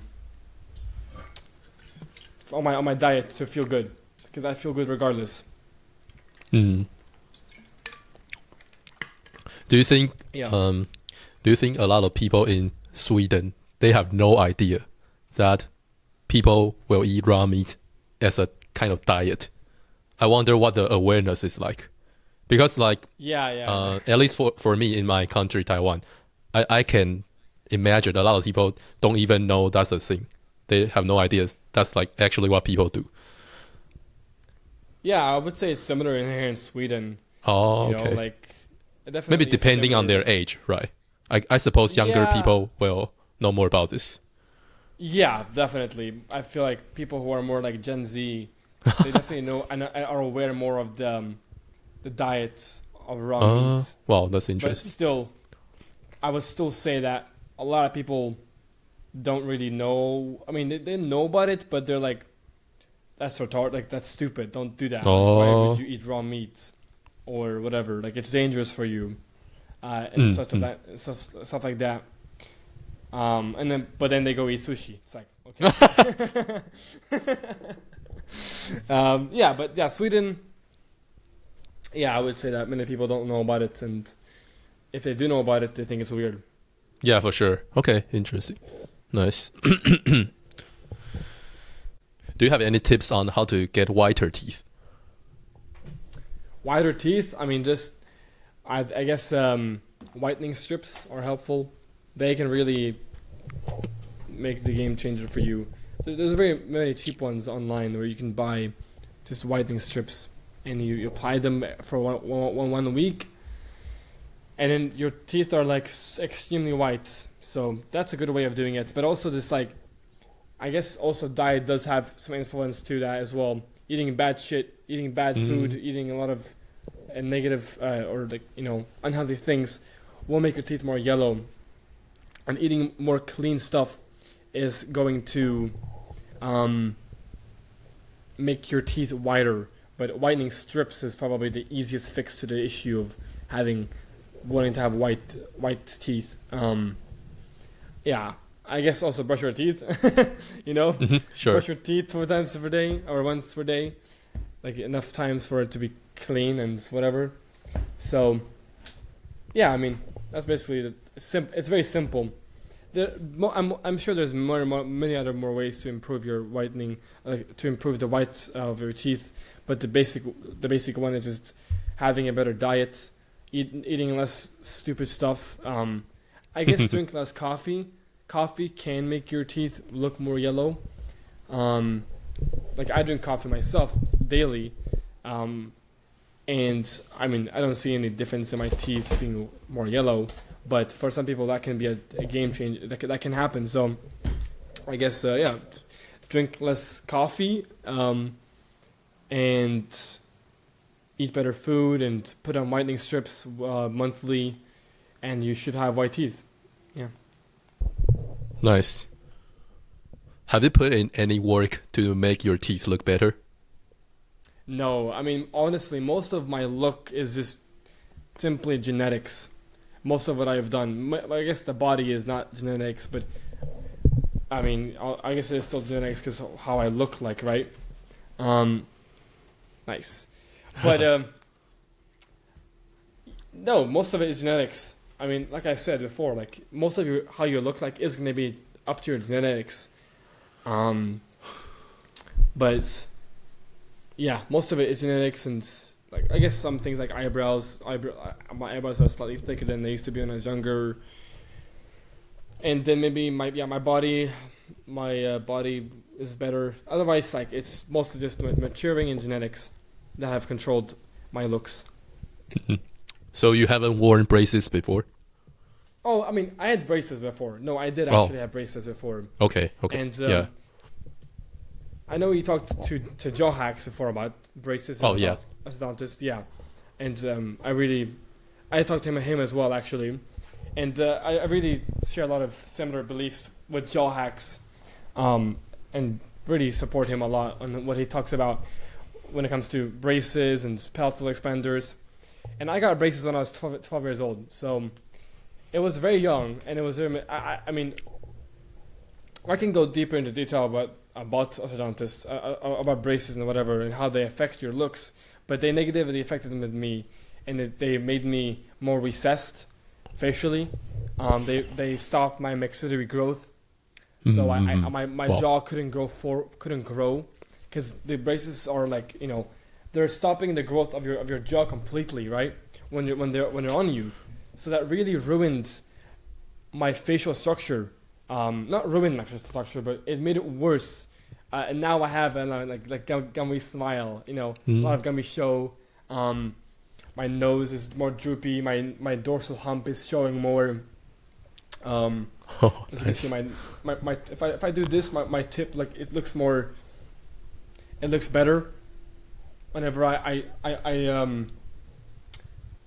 tilt my nasal tip up more, if it was less affected from the braces. So the braces really ruined my appearance in some ways, which happens when you have braces because your maxilla stops growing, and then but like that's why you don't have braces whenever you're young. You apply braces once you stop developing. So 20s and above, I would say, is like the best time to really start getting into braces. But before that, always getting palatal expanders. Like, I'm getting myself a palatal expander very soon, and this year I'm planning to, because I have a narrow palate from the front a little bit, but the back is wide, but it's just the front that's a little bit narrow, and that's caused by the braces, which is the mid face deficiency that I have from the nasal tip, the droopy nasal tip, the dorsal hump that I have, the thin upper lip as well, from the down growth of my face, because it stopped growing, so it had to grow somehow, so it grew downwards.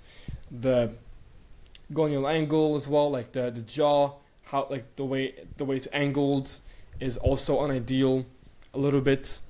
Some recession that I have to fix, and of course, the actual palate is slightly narrow. The gummy smile. So all these things were affected by my looks just because of the braces that I had when I was younger. And of course, my parents couldn't have known any better. Probably was my orthodontist's fault because they didn't know that I should have braces first and then later on. But I had really bad teeth. So I had really bad. Like I can probably show you an image of my teeth on my phone. Mm-hmm. Give me 1 second. I have a folder of how my teeth looked like. So this is how. Wait, where is it at? Here it is. Yeah. This is how bad it was for me when I was younger. Okay. As you can see, it's a massive overjet. There we go. There, it's better. I guess the bottom portion is more crooked, right? More crowded. I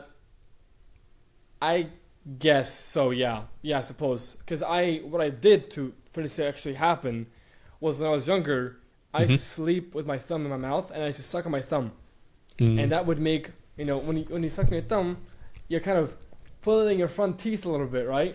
So I was doing that for like 5-6 years of my childhood, like when I was very, very young, and that is why I had the braces in the first place. So, I kind of caused my own problem in a sense.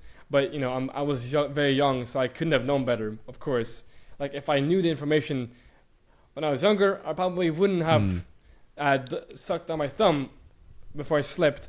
But it's just kind of a habit that I made for myself, unfortunately, and that's what caused this much of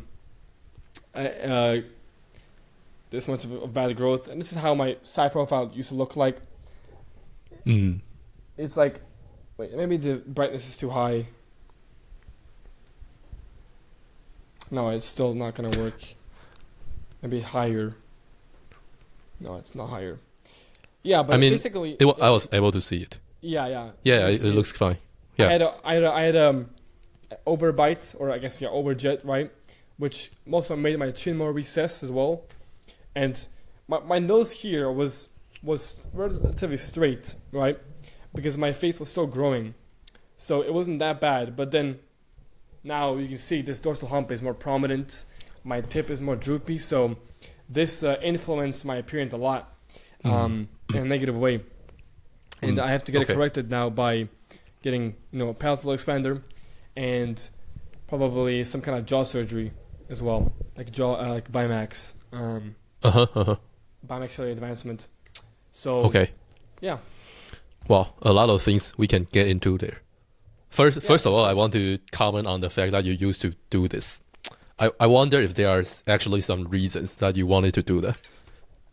Maybe there are some biological reasons. Maybe like some ADHD stuff that I think it can be related to like your diet and lifestyle. Things that people don't really like focus on. Modern people. That's true. There definitely could be, and I don't remember exactly what it could have been, but it could have been probably something to do with like me not eating enough food. Maybe, I don't know.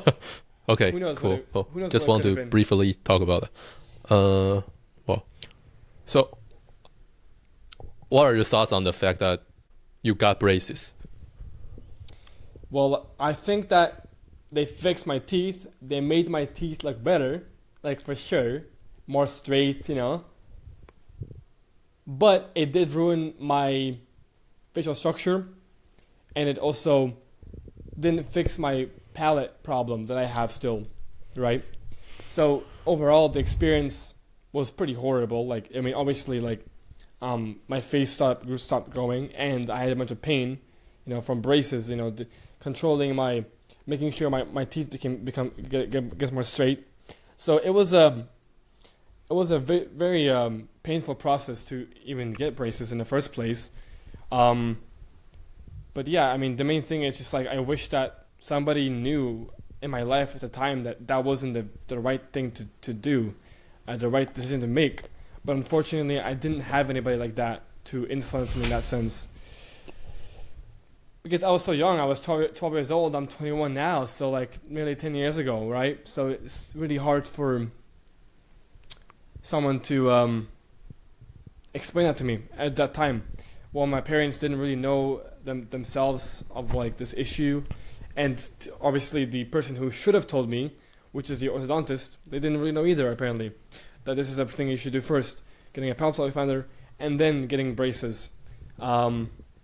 So yeah, I definitely wish I didn't get them, but here we are. I'm 21. I gotta get it. Gotta get some palatal. I gotta get a Marpy. So that's gonna be fun. I can't wait to have braces again.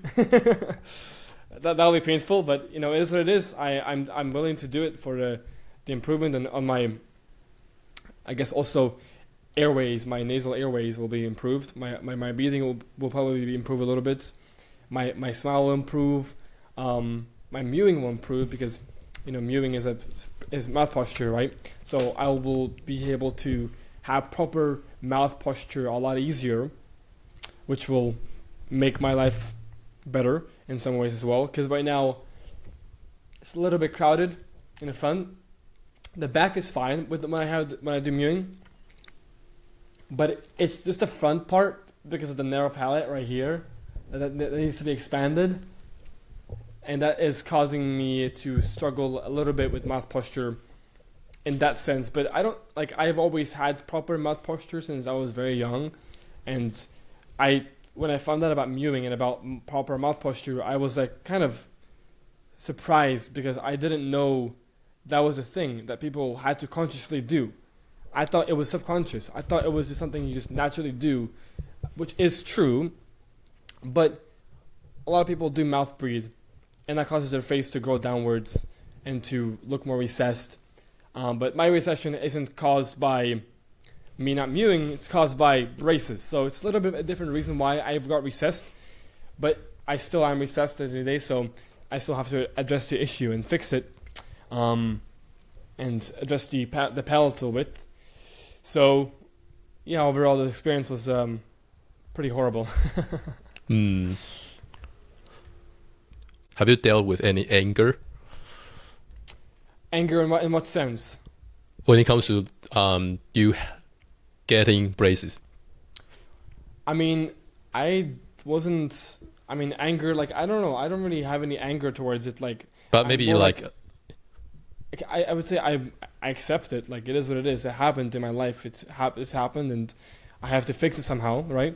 So I'm accepting the fact that it was a problem, and I had to be fixed somehow. And sure, it wasn't done the correct way, but it's what it is. It is what it is. Can't control that. I control whatever I can control, and that is getting MRP. Okay, cool. Yeah, I want to say that I think you shouldn't even have a underdeveloped face in the first place. I mean, like humans. Yeah, Yes, you should I just agree with that. always Yeah. have like well-developed jaws.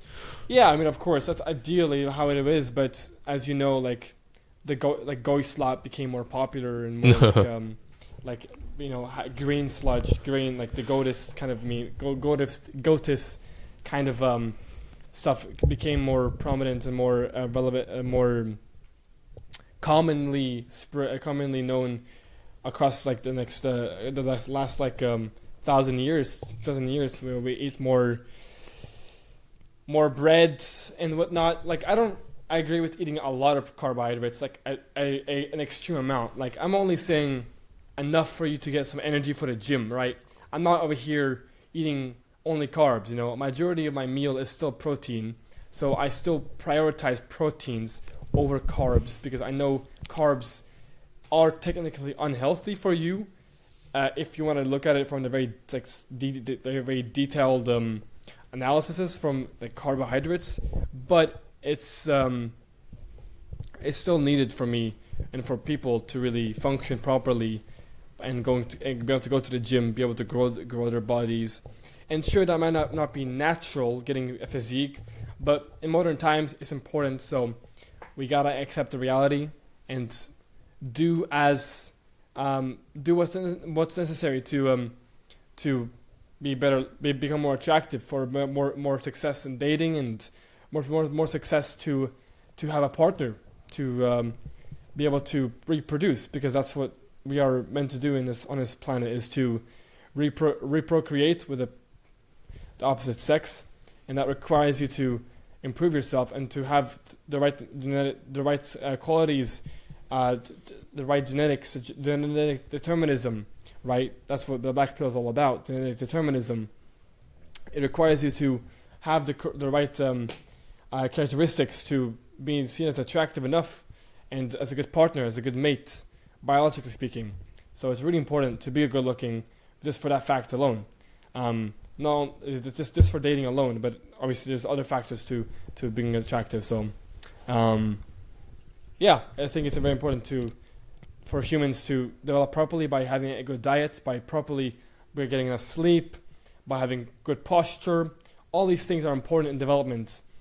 Despite your genetics determining majority of your life, 80% of your life is completely determined by genetics. But there's some things you can do to influence how you can look like, and that is by providing good nutrients to your children, making sure they're fed properly, they're sleeping good, their mindset is good, and that they're properly, they have proper mouth posture, and all that stuff, Mm-hmm. Actually, I was thinking about this topic, and I feel like actually genetics are just the results of environmental factors. So we can argue that, do genetics really matter, I guess? Like if your parents have bad genetics, that's probably because they have bad environmental factors. So at the end of the day, I feel like what matters is the environmental factors. Right. But I can be wrong. Yeah. No, I think there's some truth to what you're saying. There's some truth definitely to it. I mean, when we eat better diets, we can find better mates, and better mates equals better genetics and better diets. So definitely is true that, like, technically speaking, genetics are you can change them, but this happens across like so many generations that it's not even something you should really think about that much, Yeah. because it takes like 6 generations for someone to really change their looks that much. So it's not even that something that should really be thought about, because you're not going to be alive 6 generations in the future. Most likely not, unless we have some technology for that in the future. So it doesn't really matter at the end of the day. So what you can only control is Yeah. your life and your children and maybe your grandchildren possibly as well. But after that, it's like that's 2 generations only. There's still 4 generations left to like control, to change, to really change the genetics and the appearance of somebody by having a good diet. So it still wouldn't be, it wouldn't be a waste of time. Like you're better off helping, like you're better off influencing your parents, or not parents, your children and your grandchildren to eat better food, to be developing better. It will benefit them to express the genetics better, but it still wouldn't make a big impact long term throughout tens and tens of generations. I want to turn off the light real quick. I don't like that.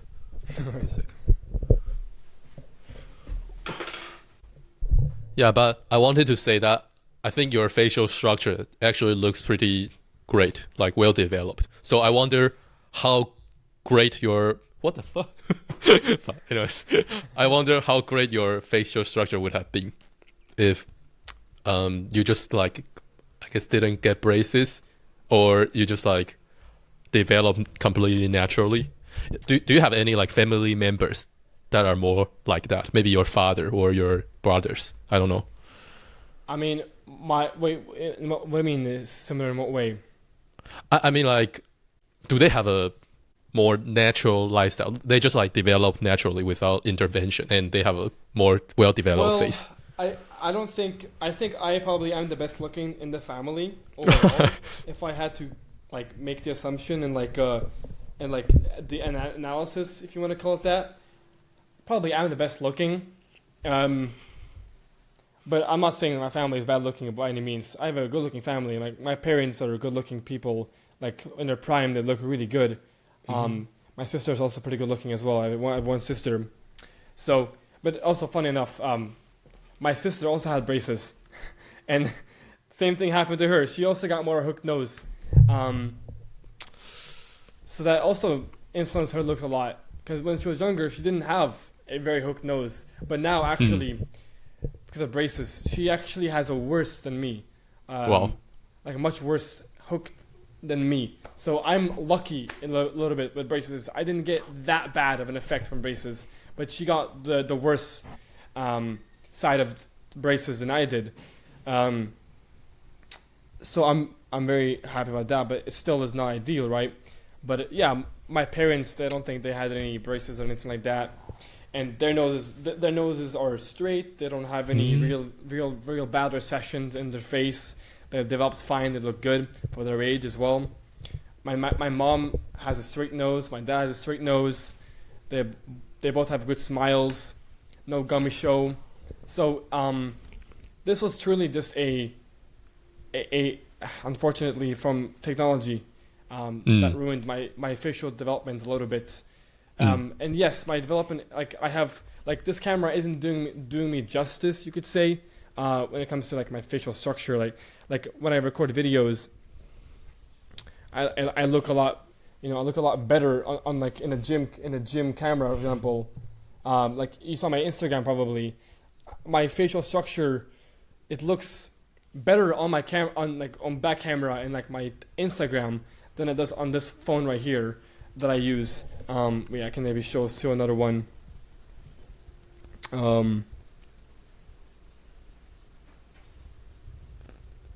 Yeah, like this photo right here, for example, of my side profile. Wait, let me just zoom in. Like right here, side profile and then the front as well. I look visibly better. I mean, this one is decent, but this one has like no distortion. Hold up, let me find it to you. Find it.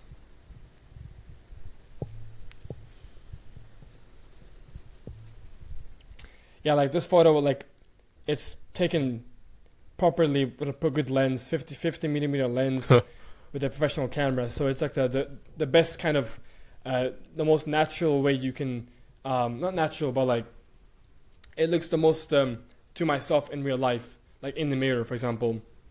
Because this camera is like a regular camera that it's not the best quality, the best everything. So my face doesn't look as lean as it does on my videos on Instagram and such. So I look a little bit worse on this camera, but that doesn't matter. I'm okay with that because I'm planning to buy like a professional camera soon to further increase the quality of production and also improve how I look like, really. It will make me look better than actually, because in this camera I look worse, and in real life I look better when I look in the mirror and such. So the camera distortion makes a difference when it comes to your appearance.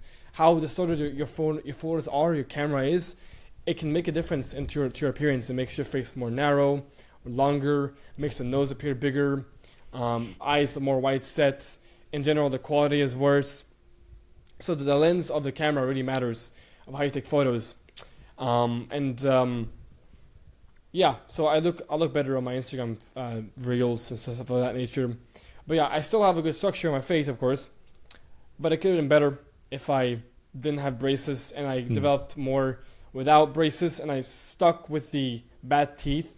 I know it's bad, it's hard to live life when your teeth are crooked and like you have this massive overjet. But I had to live with it. If I relived my life when I was 12 years old, if I went back to when I was 12, I wish I'd continued living life because it wasn't causing that much health problem, really. Like, yeah, it looked bad and it should have been better, but it didn't make my life significantly worse or like my breathing significantly worse or my sleep I didn't have any sleep apnea or anything like that. My development would have been fine if I just didn't get braces and focused on just developing. The only negative part of it was I got bullied a lot from it. A lot of bullying was from it. That's a big reason why I got it, was because of how much bullying people were just calling me names and calling me like a bunny or whatever it is. They were calling me because of my teeth, because of the overjet I had, because it made it look like I had bunny teeth. So a major reason why I got the braces was the backlash and the people commenting about my appearance, and that's again to do with the appearance wise. So looks matter a lot. People judge you a lot from how you look like. So I made this a not really a rational, or my parents and I didn't make a good rational decision when I was that young to get braces. But like I said, we couldn't have known better. My parents aren't professionals. I'm not professional when I was 12 years old. Unfortunately, I got kind of scammed, you could say, by the system. Well, yeah, what you chose to do was pretty understandable. Yeah, it is, and it's also the case is that this was for free. Like the braces that I had were free. They were covered by insurance from Wow. So it's kind of like maybe they just did it. They just didn't care, whatever. Put him on, but it's for free. So we don't care about him. He's doing it for free, right? So maybe they would have been more cautious, more careful with my teeth if they got paid, right? Because this is for free, insurance by the law. So what if maybe if my parents paid for it and they paid money, maybe the government or these orthodontists would have given me the right advice and gotten me a palatal expander first, and then braces if I paid money. So, but hey, money controls the world as well. So, if I paid, maybe things would have been different. But unfortunately, fortunately it was free. But unfortunately, being free means some people or some businesses might not like that, So they give you the wrong advice, and they try to fast forward the progress with that client or patient, just so they can, move over to the people who are paying money, because that benefits them more than people who are getting it for free. yeah, it's unfortunate, but it is what it is. Can't do much about it. But it's a good life lesson. It's a good lesson that I learned, and I will take that with me for the future and try to make sure that my kids don't develop that way and don't get braces. And palatal expanders in general are good. There's no downsides to palatal expanders. Really, there's no downsides to it. But braces is what's negative in my opinion. But palatal expanders are good in general, regardless of what it is. They benefit you in no matter what. Help with nasal breathing, help with your cheekbones, make them more prominent, the smile. So there's no downside to getting a palatal expander, but there are downsides to getting braces. Mm-hmm. Do you think beard looks attractive in guys? I think it can work, but usually beards fit people who are more recessed because they can hide their recession more. People who are recessed benefit more having a beard. Like me having a beard would look cool. Me having a little stubble.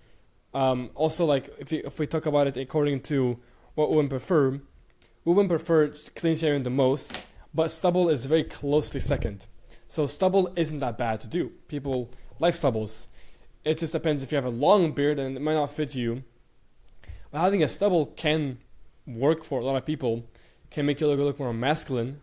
So a stubble is fine, but only if you're recessed. Is where it will benefit you the most. But I've had stubble a few times in my life, and it looks cool. Don't get me wrong, but it just removes the angularity that you get from like the clean face. You know, the angularity on the cheeks, the cheekbones. You get the more defined face, the defined jaw. You know, so it's a nice thing you could do a few times. But if you have a good bone structure and good bones in general, good cheekbones, good everything, right? Good chin, good jaw, good gonians, then you don't really need to have stubble. There's no need for it. Because you're better off just looking angular, looking lean. Because women like a lean, strong jaw, and that's only really shown when you're clean shaven. I guess, yeah, like I said again, you can fraud a forwardly grown face by having a bit of a goatee or whatever, or in general like having a full on beard or stubble. It can help you fraud the appearance of a good jaw, which probably actually is the case for most people, because most people are recessed. Majority of humanity is recessed. Everybody lacks somewhere in their face, whether it be their orbital bones that are over here, or their maxilla, or their mandible.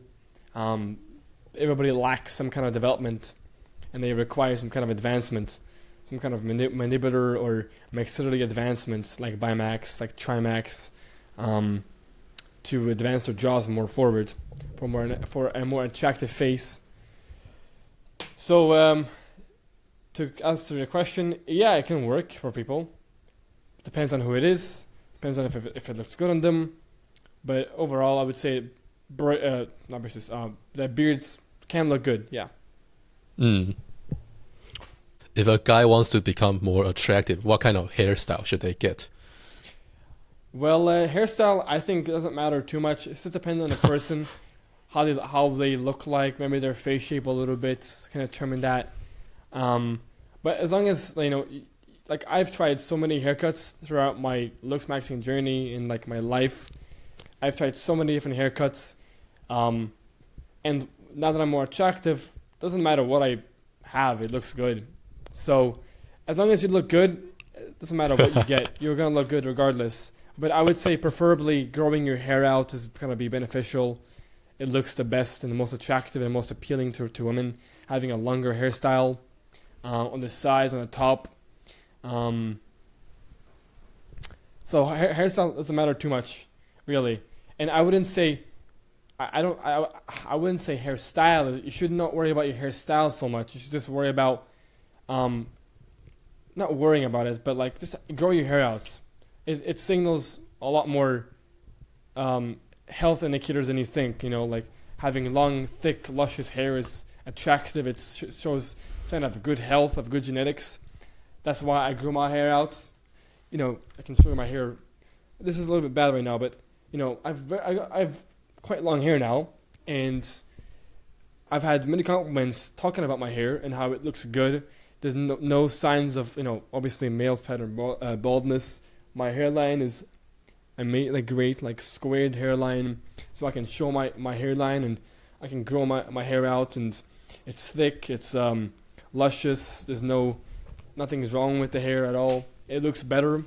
Now it's a little messy, so don't mind that. But whenever it looks good, whenever it's like properly dried, because whenever I dry my hair, I put my headphones on like this, and it kind of shapes my hair in a certain way that makes it look worse. But if I were to just like let my hair dry naturally, then my hair wouldn't look as like this.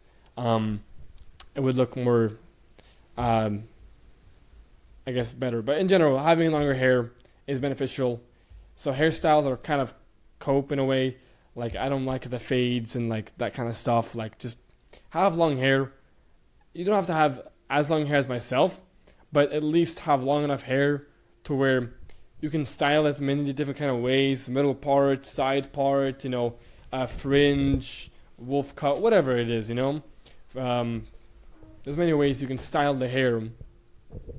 But haircuts, getting a haircut is kind of a slave thing. slave thing to do is getting a haircut. But changing your hairstyle when it's long is dependent on what you find to be the best looking for your face. So hairstyles are there's only a few hairstyles that really work for most people, and you should just try to have long thick hair, healthy hair that looks good, looks healthy, and then you're fine. Doesn't matter how long it is.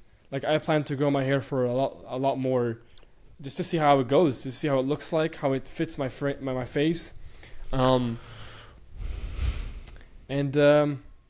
yeah, long hair is law. Hair is law. Interesting. When was the last time you cut your hair? It wasn't like a real. Okay, it was I guess like this year, around February, March, I think, around there, and I got like pretty standard, like not super short on the sides, but a little bit short on the sides, and the top is a little bit longer. Here, I can actually show you the type of haircut that I had, because I can check the date it was as well. You meant last year, right? Last February. Sorry. Last February. You're right. It's New Year's. Okay, cool. Last year. So it's been about a year now. So that's a pretty long time ago. Yeah, it's been about a year now since I last cut my hair. Let me see. I'm also trying to grow out my hair. Yeah, it would definitely benefit you. Yeah, for sure. Nice. Getting longer hair. So this is my hair. Let's see here. I guess I have probably seen that in your thumbnails. Yeah, I guess this is a good photo I can use. This is my hair before. It was like short on the sides a little bit, and then longer on the top. Okay. It was good. I think it was not a bad haircut. Although that was, how long ago was that? Yeah, around February 21st. Is when I got my haircut. February. Might have been even earlier, actually. February 7th. No, actually, it was December. Yeah, I think, around there. Okay, but I guess your stance on hairstyles is that it doesn't really matter that much. What matters more is like how you look, your face. Yeah. But when you have longer hair, it's better. Yeah, longer hair is always better, but otherwise, it doesn't matter really how it looks like. You can still be ugly with long hair, basically. Yeah, for sure. I like that answer. Pretty funny. To like normies, I guess. Normies, for sure. Yeah, normies would be like, oh my god, Haircut is so important. Haircut's so important. You have to get like the fades. No man, dude. Trust me. I know from experience even.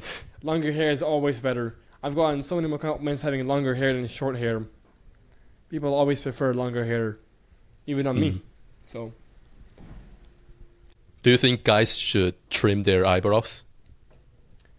I mean, they should trim them like. I don't really trim my eyebrows really, not much. They're just the way this is how they are shaped. But if you need to, like trim them like here, like the unibrow, maybe a little bit on the edges, but you want to have them laterally very long, and like you want to have them as long as possible going in this direction. It's a lot more attractive. It makes your eyes look longer and like more you're not longer, but like your eyes look are framed better with laterally long eyebrows. But you can shape them a little bit if it's necessary. But mainly it's just like having thick eyebrows is important. It's not that important to groom them properly. I guess like the unibrow is the only part that you need to really focus on having it short, trimmed, so it doesn't look bad. But yeah. Yeah. Nice. Oh, I wanted to say that your hairline looks pretty great.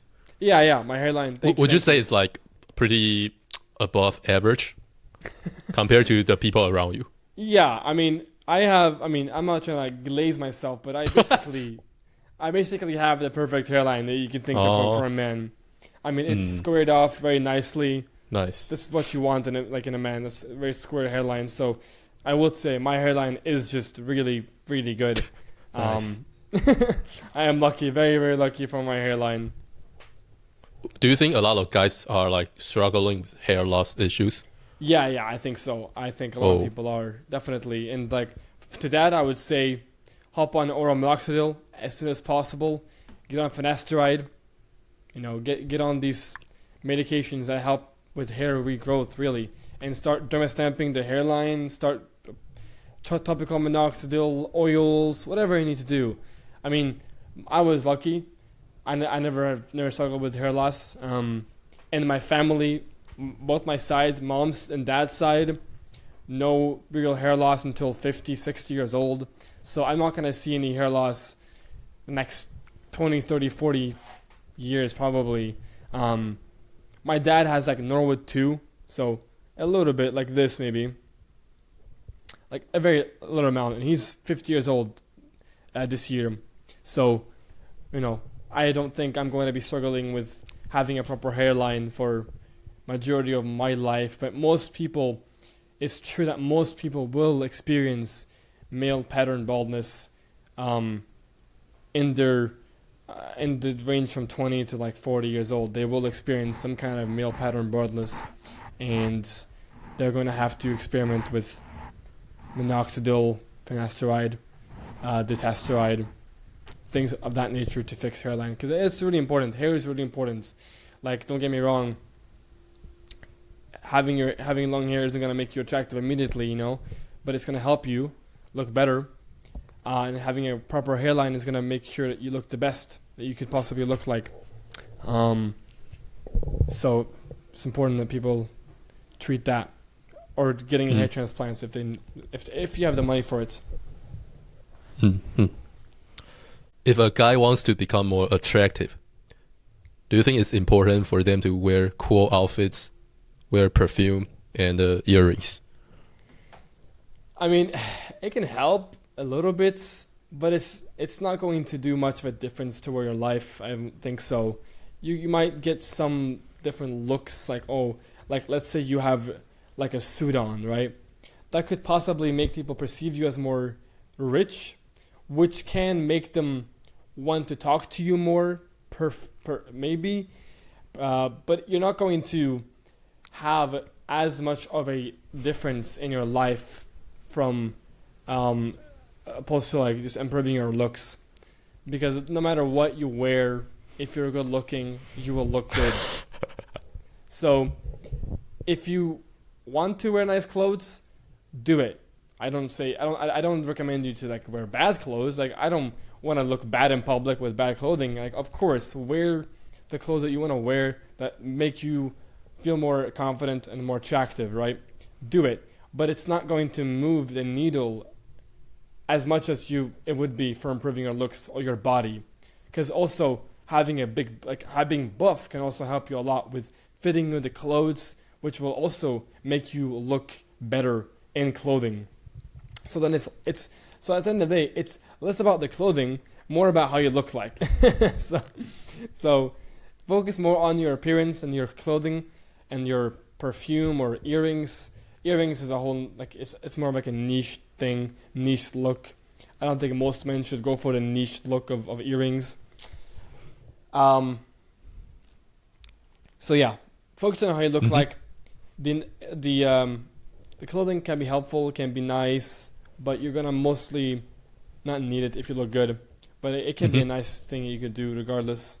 Because I want to have nice clothes. I want to have expensive clothing, look good in my clothes, look good in my body. Of course, I want to look good with nice clothing, but it's not going to make much of a difference compared to like other things that to do with your looks. I thought of a similar thing to what you were talking about when it comes to like how beard can hide your reset face. Yes. I guess if you are like pretty skinny with a bad frame, with a like bad posture looking body, when you wear like more baggy outfits, that can kind of hide your weaknesses. Yes, exactly. Yeah. I just randomly thought of this. Yeah, that's true. But I agree with what you were saying. Like, what really matters is how you actually are. Yeah.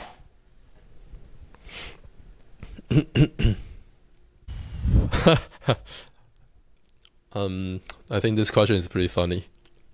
If this guy, he has already tried to improve his looks and he was able to successfully become more attractive, but right now he's still single and he's still not really having a good dating life, what kind of advice would you give him? I mean, I would just put yourself out there more. You know, if you truly are attractive and people tell you you're attractive, then eventually you will have some success. Doesn't really matter. Just put yourself out there. Go outside. Go to clubs. Go on dating apps. Be more on social media, on Instagram, for example, the biggest dating app in the world. Like, just put yourself out there more. Try to be more social, and eventually somebody will like how you look like in real life, and they will take interest in you. So it's really that simple. It's really just putting yourself out there more. Like, I could have better dating success, more dating, more opportunities if I went out more, if I went to the club more, hanging out with friends more, you know. But right now I'm focusing on career, but so I don't have that much of an active dating life right now. But if I were to want to improve my dating life, it would just be putting myself more out there more. Nice. Okay. Nice. So actually, I was talking about someone who became more attractive by looksmaxing or whatever, but after that, they are still not all that attractive. I guess what your advice right there would still apply to those individuals, but do you have some other advice for them? You mean like for people who, I guess you're just not good looking enough. I guess you're just not good looking enough. You didn't make it too much of a difference to the point where people would really notice you, and that's determined by, I guess, your genetics as well. Like, if you improve your looks, like let's say you went from below average to average, right? Like, you're still average. You're just average now. So yeah, your life will be better than you were if you were below average, but you're not going to have the benefits that you would have if you were attractive, if you were truly attractive. Because if you're truly attractive, if you're top 1% officially or whatever overall, search on market value, S&V, then you're going to see the difference in life. You will see it.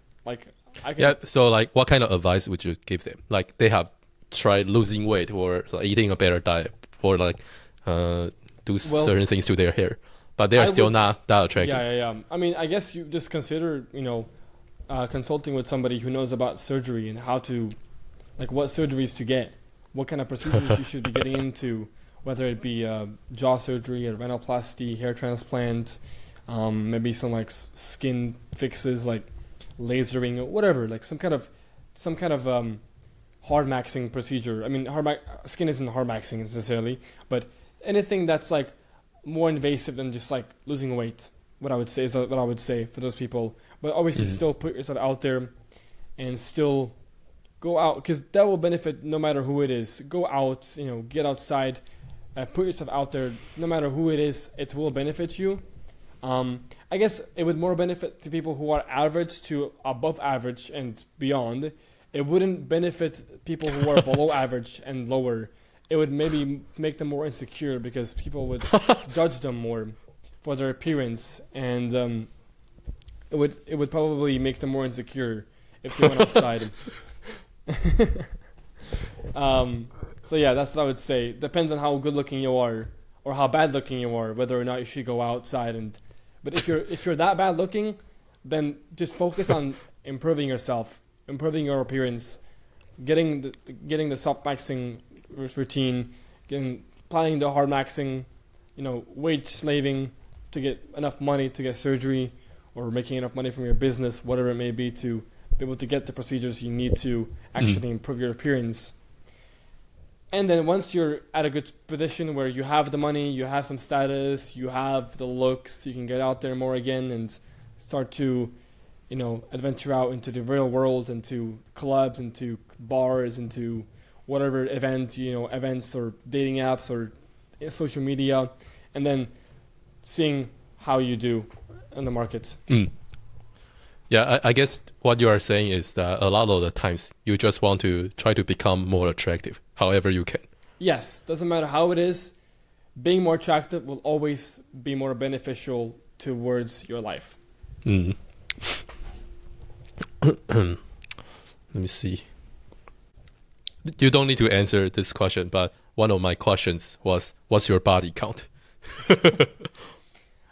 It's 2. I have a 2, body count of 2. Wow. So, what are your thoughts on this topic? Do you think it's bad for guys to have a lot of bodies? And you can also comment on girls. What are your thoughts on a girl that has a high body count? Yeah, that's definitely a controversial topic, which I don't mind answering, of course. I don't think the body count of a man matters. I think the body count of a woman matters, because her purity is what really makes her attractive. Her being pure is what makes her attractive to men. And her being a whore or a hoe, whatever you want to call it, makes her unattractive. And this is socially accepted to be the case, right? When somebody is, when a girl is a hoe and whatever is sleeping around, typically isn't liked by, isn't desired by men long-term wise. But if a man is promiscuous, it typically means he is attractive enough to be able to obtain many women, which means he has good enough genetics to really reprocreate, and it's seen as because at the end of the day, women are the gatekeepers to sex. They are the gatekeepers to sex. So if a man can obtain a lot of sexual partners, usually means he's competent, and usually means he's respected, and he should be respected, and he's somebody who is able to, basically is able to be with a lot of females, and is wanted, is desired by females, which is important for a man to be desired. Typically means he's attractive, most likely in some kind of way. The man is attractive, and so I definitely believe that body count matters a lot less for men. I'm sure some women prefer a guy who has a low body count, but if the guy is attractive enough, then I don't believe that the body count matters of the guy, because honestly speaking, if a guy is attractive, then it's almost like it's expected to him to have a high body count. People imagine him having a high body count because he's attractive and he's wanted. So people, before they even understand or know the person's body count, that man's body count, they just imagine him having that, and they're okay with it because he's attractive. So, as long as you're attractive, you don't really necessarily need to worry about the body count issue. So body count doesn't matter for men, but it matters for women. Mm. because of the purity thing when it comes to females, and also that the pair bonding, like after one partner, two partners, three partners, the pair bonding for a woman is a lot. It's pretty poor for long-term relationships, but for men it's a little bit different. I think it's still the same. I'm pretty sure for men, or similar with men, but not the same extent that it is for women. So it's a lot more important for a woman to have a low body count than a man. It can make. So what can happen when a guy has a high body count is he cares less about having a real relationship, right, with a woman, which is kind of what women are trying to find in men, having a real relationships, and same with men having for women, right? And that can make him more of a slut, per se, like more like slutty, like more of a promiscuous person and goes out and sleeps around more.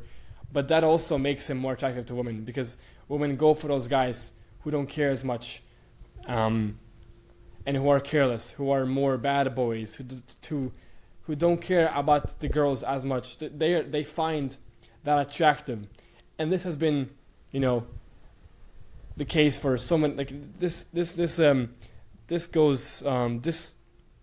situation, this kind of scenario happens so often, every single day in the world. Happens all the time, and girls say they don't like it, but they still go for those guys who are more promiscuous, who are more bad boys and care less, because they like the toxic environment of the emotions, being all over the place, and not really understanding the man, the mysterious of that man. So, yeah, it's not that important for men to have a low body count, and it's probably better for a man to have a high body count, because it also makes them more experienced. And we know how women always say, "Oh, I want an experienced man." Well, how the hell is he gonna get experience if he hasn't slept with a woman, right? Like, he's not gonna magically just be able to understand how the woman anatomy works, and like how you're supposed to sleep with a woman. You know what I mean? They need to actually experience it to understand. So, for that reason, it's probably beneficial for a man to sleep around just to understand how it all works.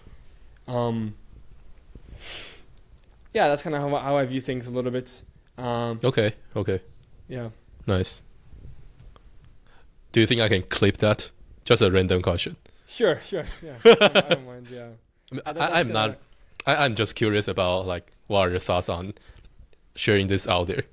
Yeah. Not to say that I'm actually going to clip this. Okay. So do you approach girls now? No, man. I actually don't approach at all. I haven't approached a girl in probably 2 years. They approach me. They go to me. Not in real life, but online. Because I don't really go outside much in general. I'm mostly inside working. But I've been approached once or twice in real life. Barely. Maybe I just looked too intimidating in real life. Probably is the reason. My theory is that I have a very masculine face and structure, and very strong structure, that it kind of makes maybe it's intimidating for women to approach me,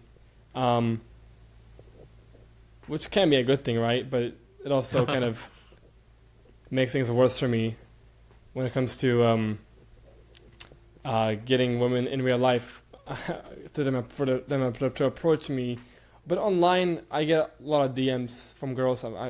Throughout the years of me looksmaxing, they don't stop coming. There's always some new girl in my DMs every week, pretty much. Something like that. So I don't struggle with that at all, and I don't chase. I attract. Wow. That quote is true. It's very true. I don't chase. I attract, and that's when you realize whenever you're an attractive person, you realize you don't chase, you just attract. You attract people to your life. You don't chase them. That's how you attract somebody. Now that's that can only be done if you're attractive. If you're not attractive, then you can't really attract, and you have to chase, unfortunately. But if you're attractive enough, then you don't have to chase. And probably it's worse that you chase, because it makes you look needy, makes you look a little bit of a simp.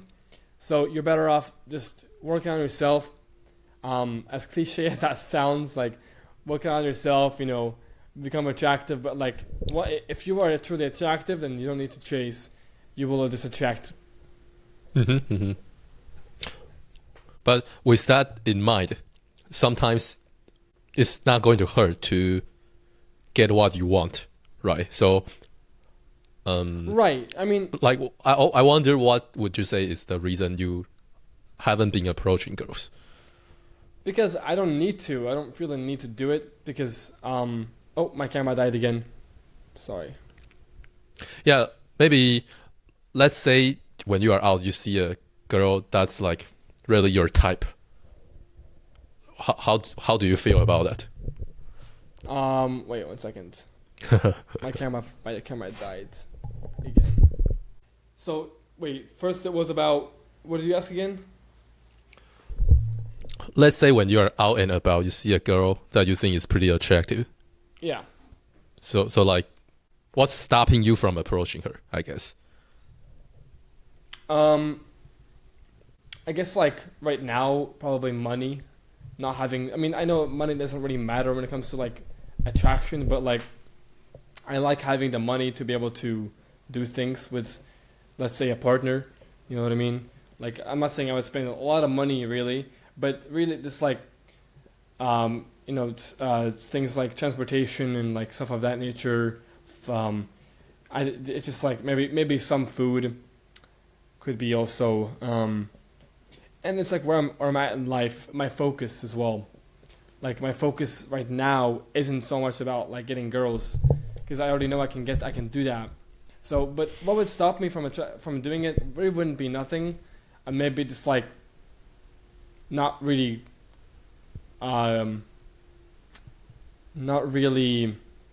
caring about it, because I already have what I want already online.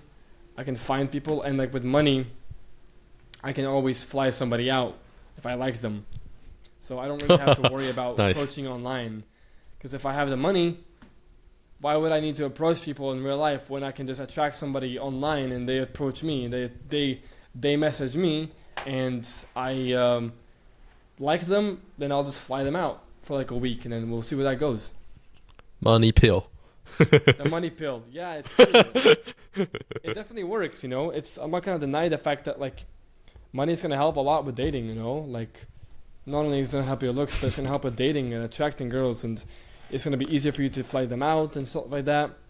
I don't really advocate so much like paying for all the dates, and I mean, not you should always pay for as a man, but like I wouldn't advocate going to like super expensive restaurants and stuff like that.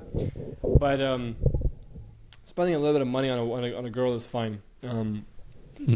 So yeah. Mm-hmm. Did you say your body count is 2? Yes, man. Okay. And so laggy. did you like? How do I talk about this? I don't even really know what I want to talk about, but I just want to know more about your philosophy on this. Like, have you been trying to avoid sleeping with girls?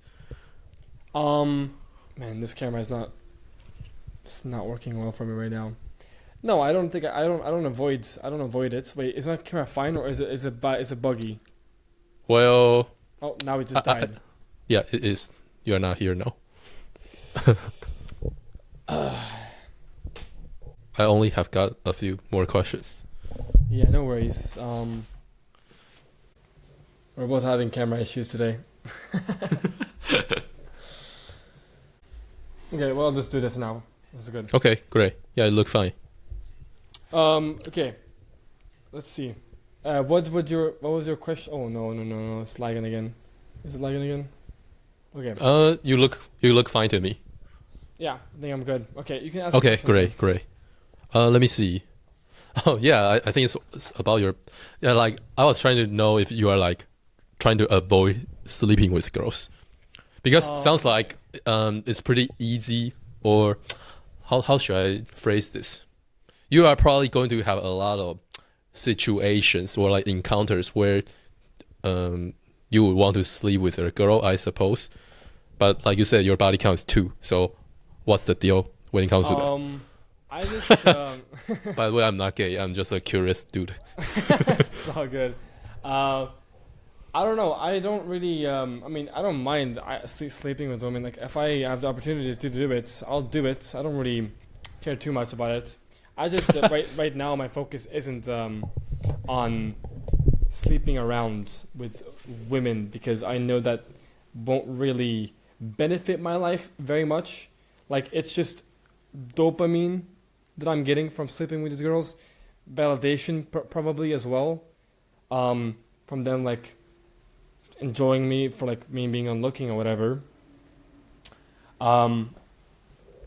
But there's no real reason why I don't sleep with women. It's more or less like my own life goals, and that's like making a lot of money.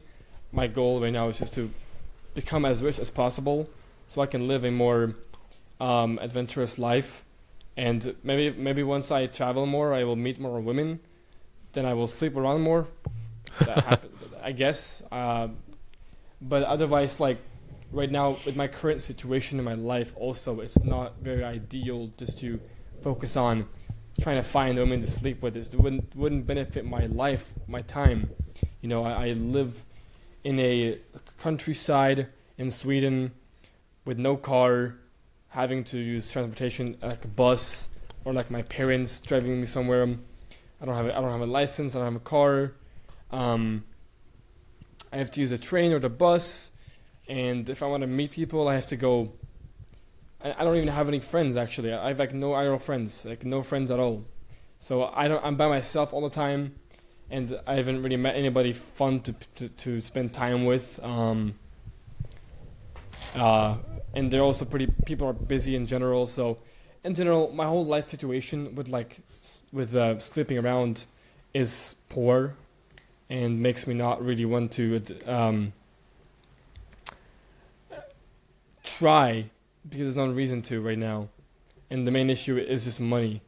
But once I have money, I'm sure I will probably sleep around more and find Okay. more women to sleep around with. I mean, I have opportunities now, but they're just not available to me because of restrictions such as, distance. Like being across, the country, or like in America or in some kind of other country. So I'm restricted in that sense, where I need money to travel to meet these people. And Sweden, it just works differently from other countries in the world when it comes to this kind of stuff. And I'm just tired of this country, so I want to get out of here. So I don't focus on sleeping around here. I want to get out of Sweden and live out my life somewhere else, and that will probably make me be more adventurous and look for something more. Mm-hmm. Do you practice no fap? Not really. I think it's bullshit in a way.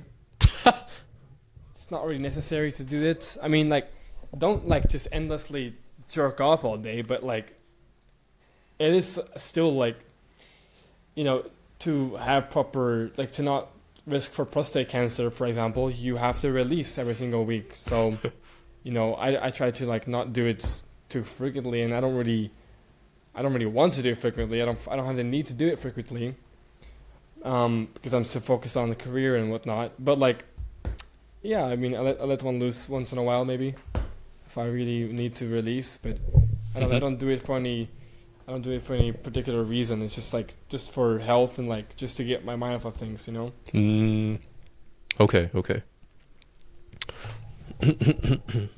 Yeah, I guess like, what do I want to say? I don't know. I'm just curious about this. I think this can helpful to guys, honestly.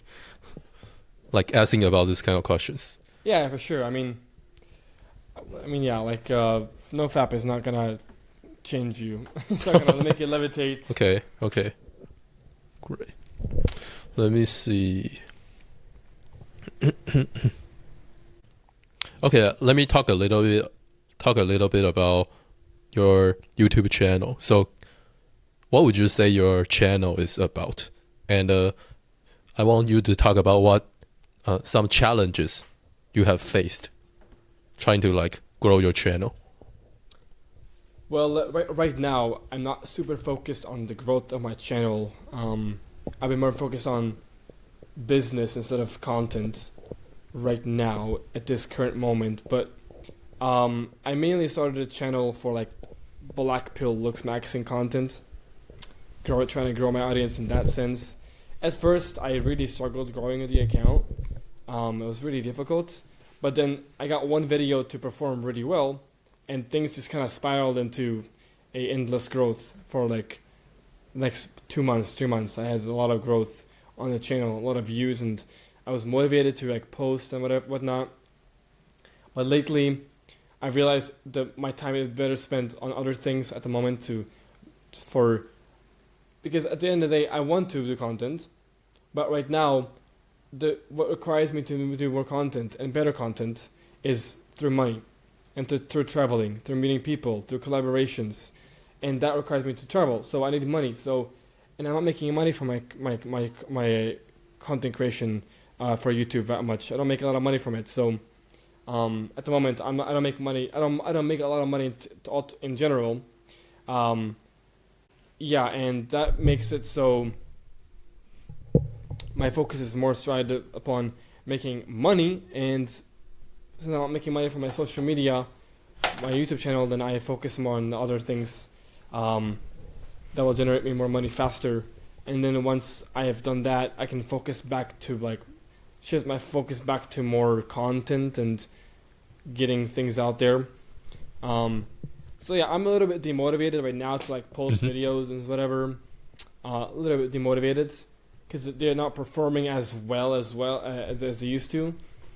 But it's for good reasons. I guess you could call it like a detox in a way, where I'm just focusing on other things, and this phase of my life just isn't very YouTube oriented.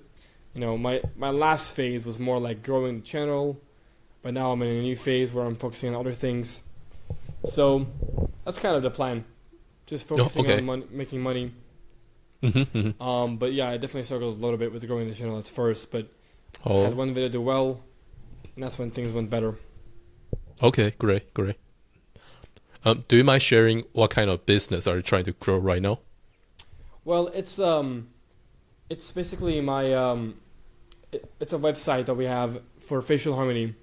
It's called Face Harmony. It's currently down, but we're working on it to get it back up soon. We're developing it more, but it's basically a software that we built for analyzing people's faces, and showing their measurements, their facial rating, their facial flaws, and showing them how they can improve that, what kind of improvements they can make.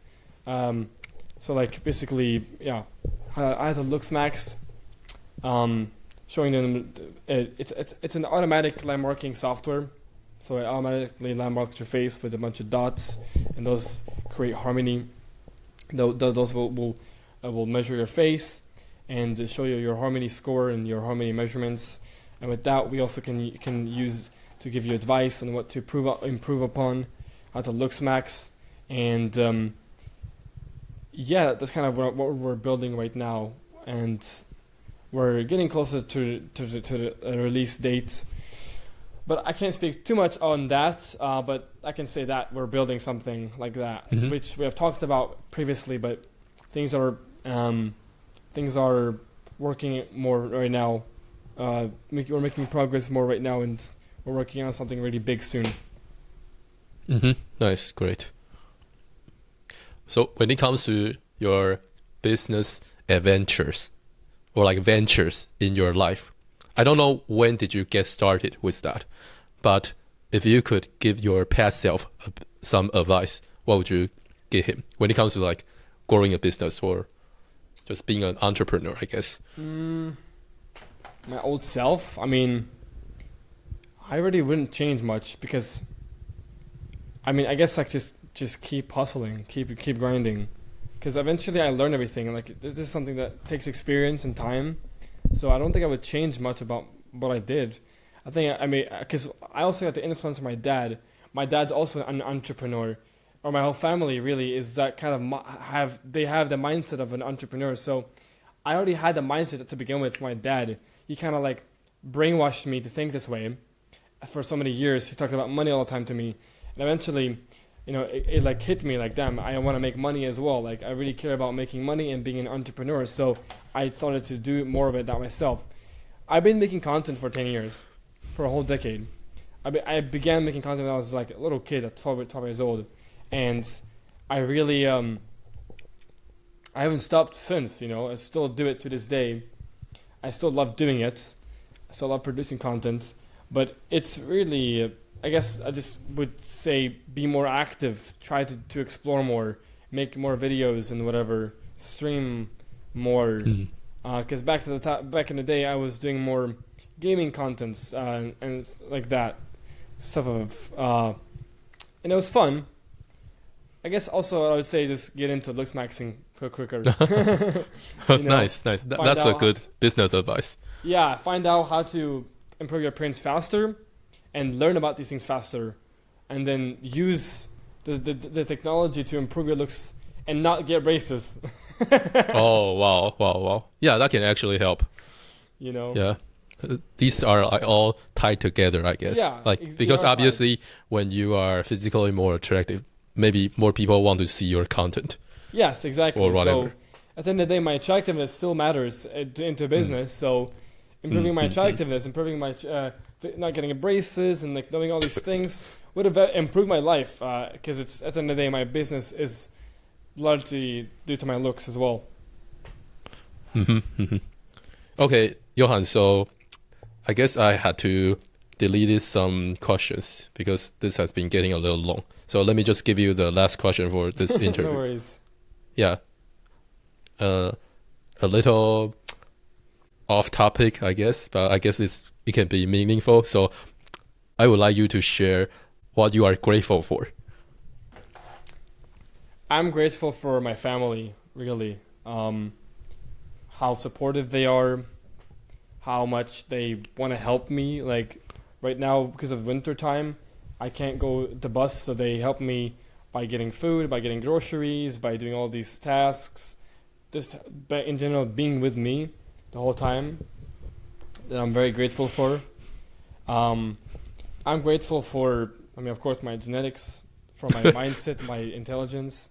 Without this, I could never have reached the point that I'm at today, because IQ is really important in life. Without being intelligent enough, you can't really do certain things. So me being intelligent really has helped me a lot in life and pushed me the right direction. And I'm grateful that I'm healthy. I feel good. I don't have bad sleep. I'm not injured in any kind of way. I'm happy I can push through day by day, have a good life, stay healthy mindset wise, stay healthy body wise. Yeah, that's what I would say I'm grateful for. Nice. Alright guys, this has been your guest Johan. I'm your host Eggman. If you are still here, shout out to you. Hope you were able to find some value from Johan's tips and his story. And just keep your eye on your boy and my previous content. Alright. Lastly, I just want to say that I saw that you were doing handstand push-ups on clavicular stream, so that's pretty cool. I can do that, yeah. Alright, so let's say goodbye to whoever that's still watching. Bye-bye. Thank you so much for watching. Thank you for having me.